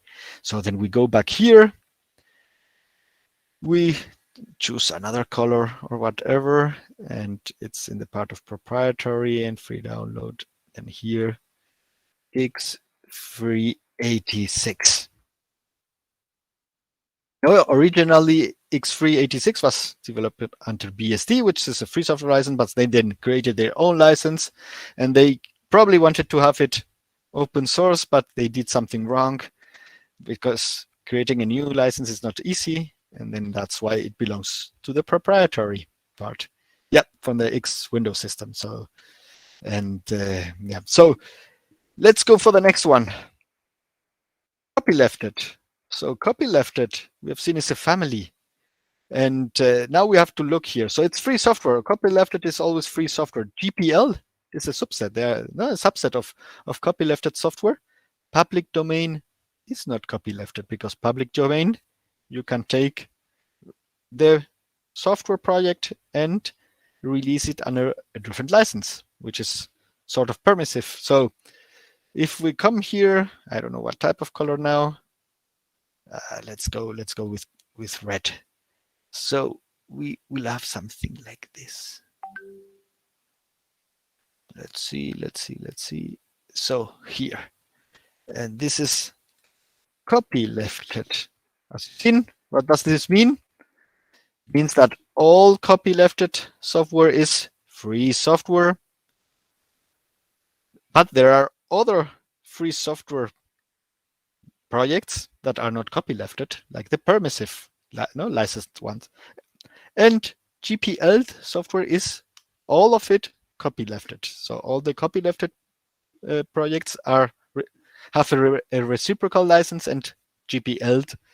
No, GPL is one of those licenses. That's why we have a subset. So we have all GPL is copylefted, all copylefted is free software, and free software and proprietary are disjoint. Good. GPL, we already have that, and the last one is open source. So open source. So open source, and let me take black. Open source, I've been saying in the first minutes of today's lessons that it's the same as free software. So actually, we could say that open source is this thing. The thing is, and now if we go to I will do it something like this. Aha. Because one could argue it's the same set, free software and open source. And I've said in this course, we're gonna say free software and open source is the same. But if you look at what is free software, then you come here and say free software licenses. From the Free Software Foundation, you come here and let's see, here you have a license list, and here you see all the licenses. Look, GPL compatible license, all the licenses that the Free Software Foundation thinks are free software. And this is a long list. There are many free software licenses. And if you go to the open source initiative, let's come here, and then you have here at some point the definition and app and the license by category, for instance. And then you see here all the licenses that are approved by the open source initiative. So basically, if you look at both lists, you will see that free software licenses and open source licenses, all of them are almost the same. You see the list and they're all the same, but there may be some projects here that for whatever reason, they have only an open source license, but not a free software license because they're not on the list. You've gone there, you've gone here, you see, aha, this list has all these licenses and this has all the other licenses, and for whatever reason, I should have looked for an example. Let's do here Microsoft public license. Let's see if it's here. Microsoft public license is both, also the reciprocal license. And here do we have the NTP license? Look, NTP license. This license is in the list. Oh no, this is uncategorized. So let's see, Microsoft public license is not categorized here as open source because they haven't had the time to look at it. And it's considered as a Microsoft public license. It's considered here, what's considered? You go here and it should be, I'm trying to show you here, they are incompatible with the GPL, but they are free software licenses. So we have here an example of license. In this case, it's the other way around. It's here. We have an example of a license that is free software here, but it's not open source. And I'm sure if you look at the list, you will find the opposite example. A license that is open source, but not free software. And that's why I wouldn't say they are the same set because of this exercise. No, here the exercise, the elements were, I'm putting here in black, open source in black. So that's, they're not the same set because one of the things that we had was that the elements are software projects. So I can find a counter example. But if we talk about in general about the philosophy and so on, then we see that about the, let's say, the implications, they should be the same. So there are some minor things.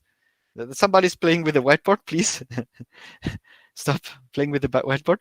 So and then that's our that's how it looks like here. That's our result of the I'm gonna do one thing. I'm gonna take a snapshot of this. So this is the result of our exercise. So I'm putting it here and then I'm sharing it with you with the slides when I. So somebody asks here permission to copy. Well, remember to copy. No, the permission to copy is just one of the 4 freedoms. So to be here on this side, open source or free software, you have to grant the 4 freedoms or comply with the open source definition. And the right to copy is one of them. But remember, it's also the right to use, the right to adapt, the right to modify, and to redistribute your modifications. So a software that would only give you the right to copy could be, for instance, shareware. And shareware is not free software and not open source. And you have there the permission to copy as well. Another one, which is slightly related to shareware, and probably you've thought about, and it wasn't here. It's like this one. I'm putting here. You probably have heard about freeware. Freeware, you have the permission to copy, but it's not enough to be free software. In freeware, if you look at freeware, the definition on Wikipedia, look, freeware Wikipedia, most often proprietary. Well, it should be usually. I would say it's always proprietary. Confusing freeware with free software, that's something that nobody wants. So that's the only thing. It's freeware is it's only for free, and not for free as in gratis. No, so here I would put freeware always have as proprietary. There it says almost always. I don't know a program that would see freeware and also free open source and free software. We would always say no if it's free software and not freeware. Right? There are different concepts. No, that's important here. So that's the point here with this Venn diagram. So let me take another capture, so that we have another we have another element here. So I'm capturing 2 and putting concepts 2. Okay, I will share it afterwards. So that was exercise number 1. I wanted to do a second Venn diagram. Let me see. I'm creating a new board, and this is one licenses. Let me share the URL. 1 second. So where are you? Here. Licenses whiteboard. So you can copy it, and then you will be here. Because the thing here is, I've got here for the second one, I got here, oops, sorry. I got here more terms. This 12 here over here. Let me see if I can do it smaller. No, I can't. So that's the maximum I can make it small. So here we have 12 concepts, and I would like to have a Venn diagram with this 12 concepts. Now look, these are now on licenses. That's why I call this the Venn diagram for licenses. So I think you know how it works. I don't know. I would like to ask if somebody different than me would like to start and to do the sets. You've seen this is easy, and this is a little bit about discussing and a little bit about having a stronger feeling about what the concepts mean. And here we have different concepts. Who actually, who wants to go first? I'm asking it again. Don't be shy, please. I know you know that plan B is that I do it myself, but I know about these things already. Not all, because I'm always learning. And as you see, I look at the Wikipedia and I try to find out what the different concepts are. That's the exercise that I would like you to do, because at some point you would like to see, aha, is this license-free software? Then you can inform yourself. You already know what I've done. So here, what I've done is I go to Wikipedia, I go to the Free Software Foundation webpage, I go to the Open Source Initiative webpage, and then I see if the license appears, and then I know about the license, and I can fill out my Venn diagram. So let me see. Sorry, I thought somebody was starting, but then this person become a little bit shy. So let me put again the concepts here so that you can see them. Look, these are now concepts from licenses. Copylefted, GPL, we know them from the previous diagram. Open source was there, public domain as well, free software. So the 5 first ones, they were in the previous diagram. But now we have Apache software license, permissive licenses, LGPL, weak reciprocal licenses, proprietary software. This was before in the other one, BSD, and the last one is GPL compatible. So some of them appeared in the previous one. I don't know if we have some courageous attendant.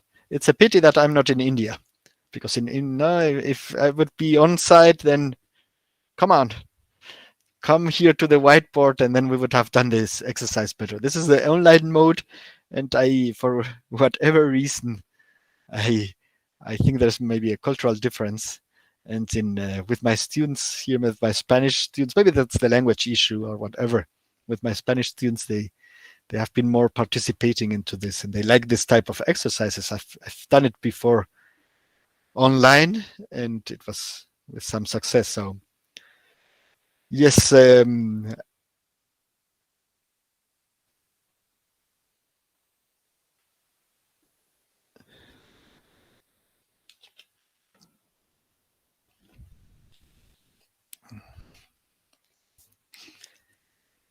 okay, so if not, you know what the plan B is. Plan B is that I do it on my own and I explain my decisions, and then let's do it. If you do not agree with what I'm doing, or you have a counter example, at least then please use the chat and tell me, like, oh, I thought this would be the other way, or I found this project. What do you think about this project? So I'm starting with here a big one, which this one as big as this. And here, let me put it thicker, because this is gonna be a free software. And again, as in the previous one, we discussed about it, it's almost the same as,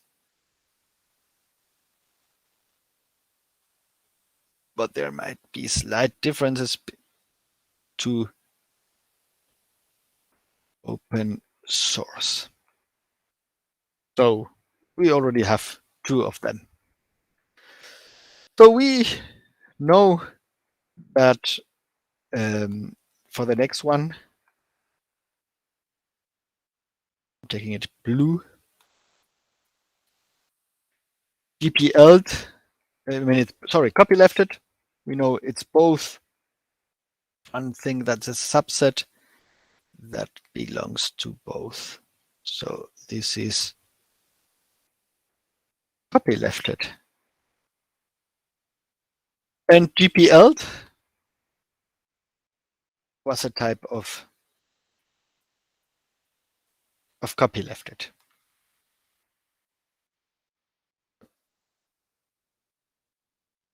Oh, what do we see here?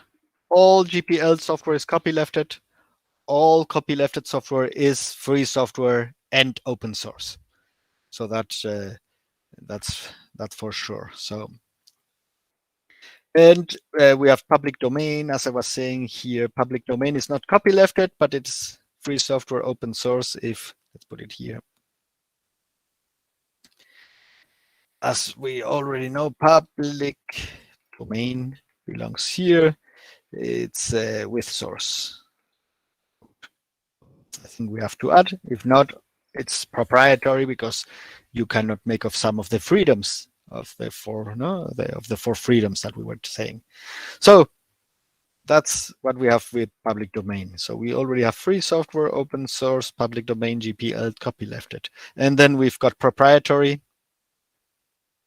Take it in black, in big, no proprietary.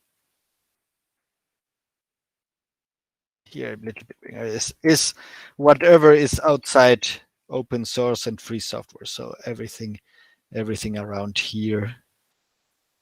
No, does that. All that is up. And I think so. One thing should zoom. You know what happened. Sorry. So okay, we've got proprietary. That was what we got from the other ones. So I want to zoom.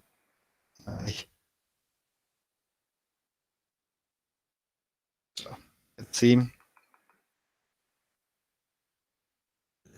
Okay, so we've got here zoomed. So nice. So we've got already some of them. So let's see with the other concepts that we have here. So we have Apache software license. So Apache, let's go for Apache. So we have to look at all the other terms here. So Apache, let's go here, as I would do it for here in open source licenses by categories. And we know this here, Apache is one of the open source licenses because it's here on the list. Apache license is for sure open source. Let's go here. We go here to the various licenses and comments about them, and then we look here about licenses, and at some point we would find here Apache license. License that is free software. It's on the list. So that's good. So we have here a license that is both free software and open source software. Fantastic. So the thing is here, is it copylefted? And then what can we do here? We go to the Wikipedia page. Yeah, there's a Wikipedia page for the Apache license. Most of the big open source software licenses, they have a Wikipedia page, and you can see here what we've seen. It's FSF approved, OSI approved. Fantastic. Copyleft, no. Okay, that's good. It's not copylefted, so it's probably somewhere in here. But what color do we have? Let's put it like this, in black. So let's put it here. Here, Apache. So that's that's the point here. No, it's over there. So let's look for the next one. Permissive. So that's a family, the permissive licenses.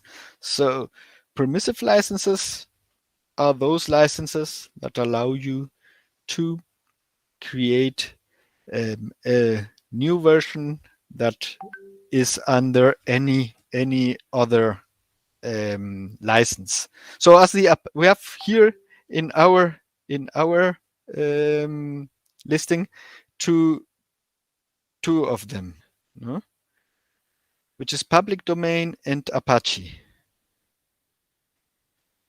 No, so this one is for sure a permissive license. Public domain is not that clear, because public domain is not a license by itself. So that's a problem. So it depends on how strict we are with this. I'm put it in blue, and I would say if we are very strict, Apache is one permissive license, but not public domain. And I'm putting it here, permissive. Yeah, let me change it. Let me see if I can make this clearer. So let's put it like this. This is another family. And we have here permissive. So as you see, permissive licenses and copylefted licenses are both free software open source, but they are disjoint. If your license is permissive, then it cannot be copylefted. And Apache, all the projects that are Apache are permissive. No, because it's a permissive license. Fantastic. Let's go on with LGPL. So here, LGPL, we had it here. It's the GNU Lesser General Public License. We can go here. We could go to the Free Software Foundation webpage and look if it's there. Actually, it's there. Here, it's this one. So it's a free software license. We can go here and find it here. So it's an open source license. We can go to its Wikipedia webpage where we can see it's free software and open source. Fantastic. And we can see it's copyleft. It's actually let's see. Let's because it's copyleft, but it's weak copyleft. Because so I will put it. Let's put it here to some extent. So it's copyleft. And then here LGPL. It's copylefted because we have seen that on Wikipedia. So we got the GPL. So here we see weak reciprocal, and that's it's copylefted, but it's only at the file level. And LGPL, so you can link at the project and so on. So LGPL is one of those. So let's see if I can manage to do that. So from the copylefted, we have here some part, and this becomes now too narrow. I should make copyleft at a little bit bigger. Let's do it copyleft at a little bit bigger. So in blue, so I'm taking copyleft at as it's disjoint with this one. That's copyleft at in blue. And LGPL, I'm gonna do it in black to make it easier. So in black, I have here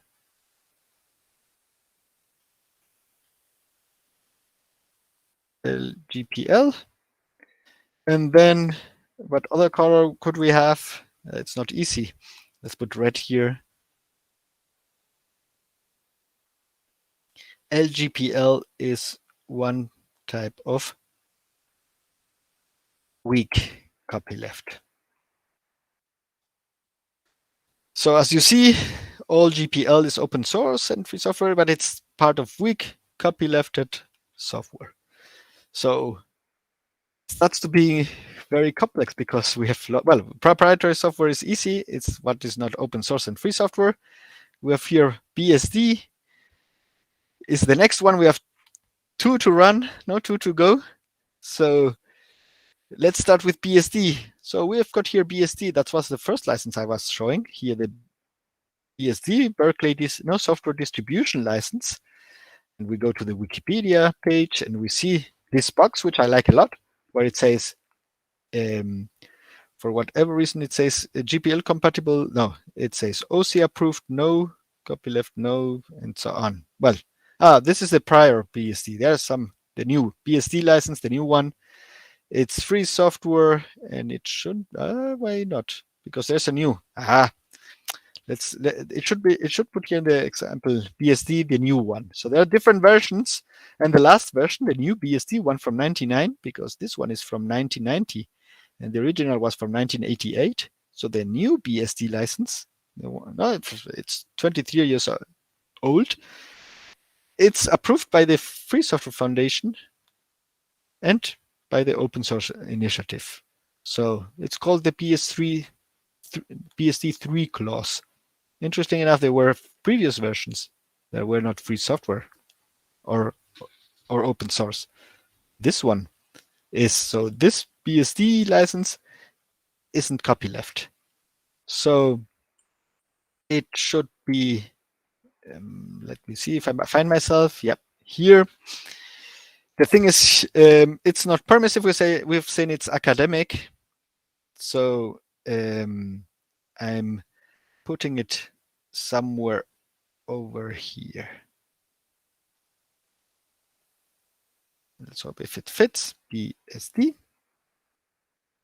And that's how it looks like. Some people say that the permissive and academic licenses are the same. So then they would put BSD here, no, because they call permissive to permissive and academic licenses. We have seen that this is a different family, so we put them outside of the permissive. Okay, and now comes to the last one, GPL compatible. So GPL compatible means that we can merge code from another license with GPL software. So by default, GPL is compatible with itself, okay? But then we have to look for all the other licenses here. So let's look here for BSD licenses. It says GPL compatible, yes. For instance, for Apache, it says GPL compatible, only version 2.0 is compatible with version GPL version 3. And actually here, if we go to the general public license, it says if it's no, you look here, it's compatible with itself, and LGPL is compatible with GPL. And I think that's all the ones we have here. So that means that if we go, and that this is gonna be now tough, because we have to take, no, and public domain would be also GPL compatible. So the thing is, would be something like this. BSD, some of Apache, all of them, but not all permissive, and mostly all weak licenses are GPL compatible. So that's how it should be. Let me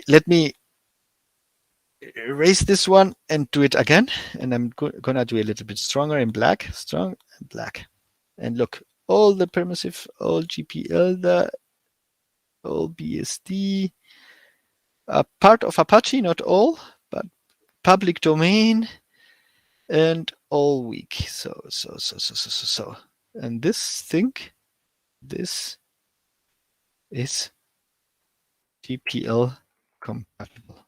So what does it tell us? It tells us that there's copylefted software, and actually all copylefted software that is not GPL'd and not weak GPL would be incompatible by default, because if this demands to be GPL and here it demands to be from another, then probably it's gonna be not compatible. Here we have all BSD is compatible, part of Apache, public domain with source code is always compatible, and some other permissive licenses. So we would have this. No, GPL compatibility is something difficult to write because it's, how would I say, it's orthogonal to the other concepts here. So this was the most difficult concept. The other ones should be easy to understand. So with GPL compatible, that's why creating a new license is always difficult, because you have to make sure that it's compatible with GPL, which is a lot of software on GitHub and in the free software community. And then the license has to be very well done to have that characteristic. So that's why usually it's not good and not a good idea to create your own license. So I'm gonna capture this here, and then because I'm sharing it as a solution. So we have licenses, PNG. So, okay, so that was exercise number 2. And it's now 24. I mean, we still have half an hour to go, but I had another exercise, but which was an activity in which we have some statements and we go and have a trial on those statements. So basically is we provide a couple of one statement, and then we discuss about this statement. The problem is, I'm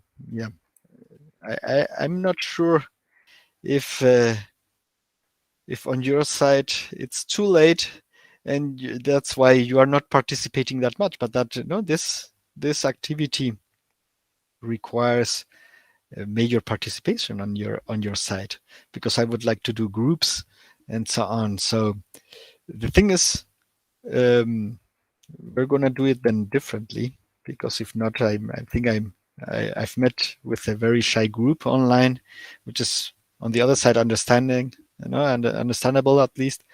So I'm gonna present briefly the two statements and tell a little bit why they are controversial, and you can use them as food for thought for seeing, thinking about the concepts that we've seen. So usually what we do is, as I say, we create groups, and one group defends this statement and the other group is against this statement, and the rest of the class is the jury, and they vote at the beginning. Here it's you see here they vote preliminary voting. This is like to see where everybody stands without having introduced the pro and cons. And then there is after the defense and so on, there is a final voting by the jury, and there's some discussion. And I say we're not gonna do it that way. I'm gonna just present the statements and tell what is with them. So here it's trial statement number 1, which would have been a new freedom should be added to the free software definition. All their derived works should always be free. So remember, the free software definition provides the 4 freedoms. We've seen that at the beginning of the lesson. So it's the freedom to use, freedom to adapt, the freedom to copy, and the freedom to modify and redistribute your modifications. Just imagine we would add a new freedom, which would say all versions of a software that is free software should always be free. And there are arguments in favor of that, in the sense that once you've entered the free software domain, then it makes sense. Let's everything be free software. If we think that free software is good, then everything should be free software. If we think that free software gives the end users all those powers that we've been talking about, then everything should be free software. We should avoid that something that is free software once could be made proprietary in the future. We should avoid that somebody who takes software that I've been doing as open source, takes that and builds on top of that another system which is not open source. No, as a community, it's understandable that we would lose. On the other hand, there would be some people who say we have the 4 freedoms and that's enough for a user. One of the freedoms that you might have is, if the author wants, I could take this software and build on top of it and make it proprietary. And this is not bad for the community because the original software is still there. So if you take, for instance, the Apache web server in its current version, you make enhancements to it and you can make it proprietary, and you have something based on the Apache software which is proprietary. But you haven't taken away anything else from nobody, because the community version, the Apache version, the Apache software is still there. So you just made some extra effort, and it's allowed because it's a permissive license, and you have made a proprietary software. So in this case, what you're doing, and this is, for instance, there are some cases where this is very interesting when you want to implement a protocol like IP. The IP stack was released under BSD, and one of the good things of the internet protocol of this implementation of the IP stack, which is BSD or MIT, was that it could be included easily on any system. So for instance, Microsoft took the IP stack and included it in their operating system, and thus made that Windows could understand the IP protocol. So it's a way to have the maximum diffusion beyond it always being open source or free software. So the ones who are against this statement would say, yes, that's good, but if the author doesn't want to, a way to have even more distribution is to allow that anybody can make the software proprietary if they want. So actually what we're talking here about, and now that's the part that would lead to the discussion once we have seen both points, is if this statement, what it says is all free software and open source should be copylefted software.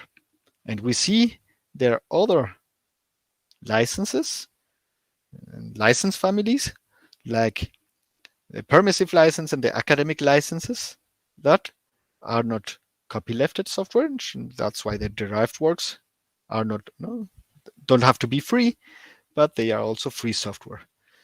So this freedom here is not a freedom because it's a choice by the author. No, you can create a software by your own and put a copyleft license, and then that means that the ones who want to create derived works, they should put it under the GPL, and then it would always be free. But if you don't want to, you can take a permissive license, and then somebody who takes it could potentially make it proprietary. And that's what I would like to have discussed in this trial statement, which is something that, as you see, if you are creating an open source project from scratch and you are deciding on the license, that's very important to discuss about this. Do we want other people to create proprietary software out of it, or we don't want to do that? And if we don't want to do that, let's go for copyleft. If we want to do that, let's go for permissive or academic.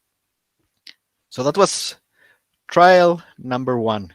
I have here a second statement, which also I would like to have taken to court and discussed.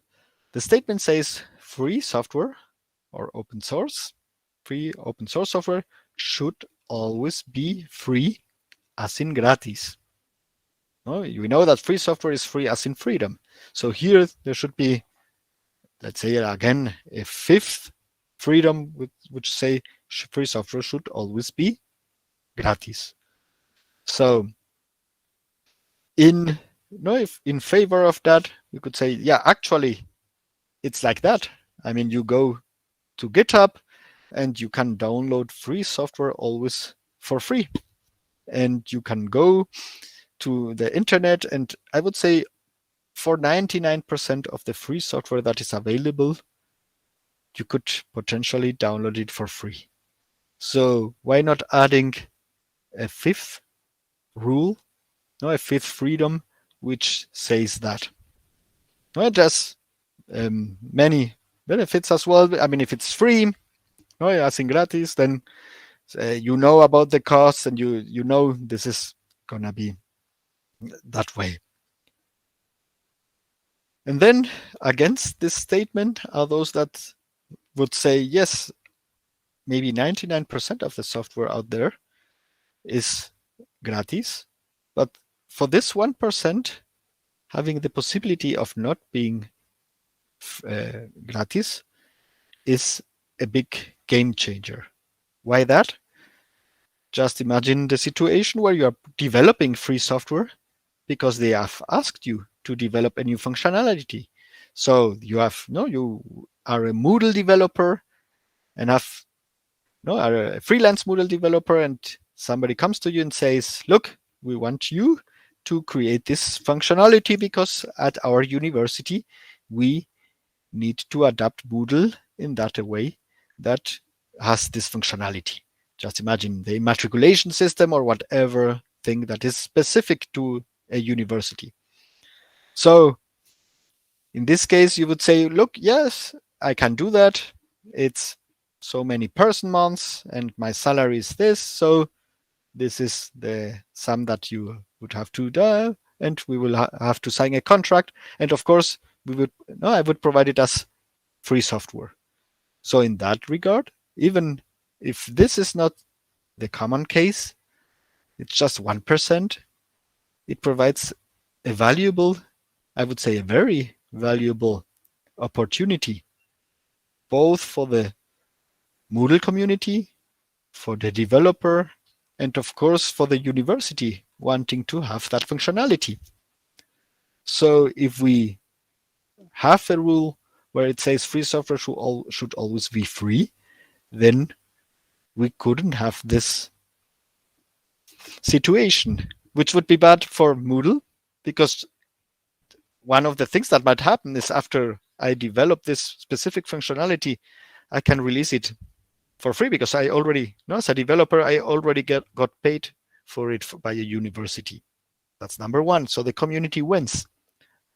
The number two, the developer is quite clear. You get paid for your work. You're creating new functionality and you're creating specific functionality that somebody wants, and somebody wants so much that they are paying for it because they need it. So that's good. So you earn money and you create free software. That's good for everybody. And the last one is the university. The university has Moodle, but it requires some adaptations to be used at the university. If they're allowed to pay for those adaptations, then the chances are higher than just by saying who will do this for free. No, the university can contact specific developers or can ask in general anyone to develop that and pay for it. And that's in the benefit of the university. If payments couldn't be done, then it would have to wait until somebody does that job for free. And most probably nobody will do that job for free. So the university won't have that functionality and probably won't do the things it wanted to do, and maybe even don't use Moodle because it doesn't have that functionality. So at the end, here, if we look at this second statement and we go to court, at the end, the ones who I think have should have defended it better are the ones who are against this statement, because if you think about it, that free software is not gratis, that it can be paid for, is a positive aspect for everybody. Even if it's just a minor part of all the free software that exists that can be downloaded, it's something very important that you can know that somebody can earn money with it, that somebody can pay for it, and even for the community, that's a good point. So that would be the second court here, the second trial, and that would have done the exercises that I would have liked to have done with you. So in that regard, I'm finished with what I wanted to tell you today. So I'm here, so that's everything on my behalf for the first day. So just to wrap up a little bit, we have seen the most important concepts of free software, open source, or Libre software. Some people talk about it. We've talked about the 4 freedoms and that they can be seen in the open source definition. We know what free software is, and we know what open source is. We know they are almost the same, and that they are minor things. If you look at the project level, that there are some projects but very few that are one or not the other, but that's because of how some different groups interpret licenses. We know that free software and open source software developers, if they characterize themselves as free software or open source, it's because of different philosophical perspectives. So free software developers think about the common good. Free software is good, and that's why software should be free. Open source proponents, they are more pragmatic. They say open source is a new, better development model, and we get better software. It's not about good for humanity. It's about good for humanity from then they would say from a pragmatic point of view. No, but if not, we can go proprietary. The important thing is not about sharing as in free software. Here it's about pragmatism. And probably all of us, it's not black and white, are somewhere in between these two options. I mean, Richard Stallman is probably more in the free software part, so it's completely white, and some other are maybe in the other part completely black. But usually we are between this black and white, we are somewhere in between and like more free software than open source or vice versa. But in reality, if you go to the day-to-day work of software development, the concepts are so similar because the implementation of the concepts are implemented in licenses, and licenses belong to both groups, and almost any free software license is an open source license and vice versa. And given that licenses are so important, we've been talking 1 hour about the type of licenses that exist. And we have 4 groups. The academic licenses, which are very, very, very permissive. No, even more than permissive license, which is the second one. They allow you even to take the software and share it under a new proprietary license. You can merge the code almost without limitation.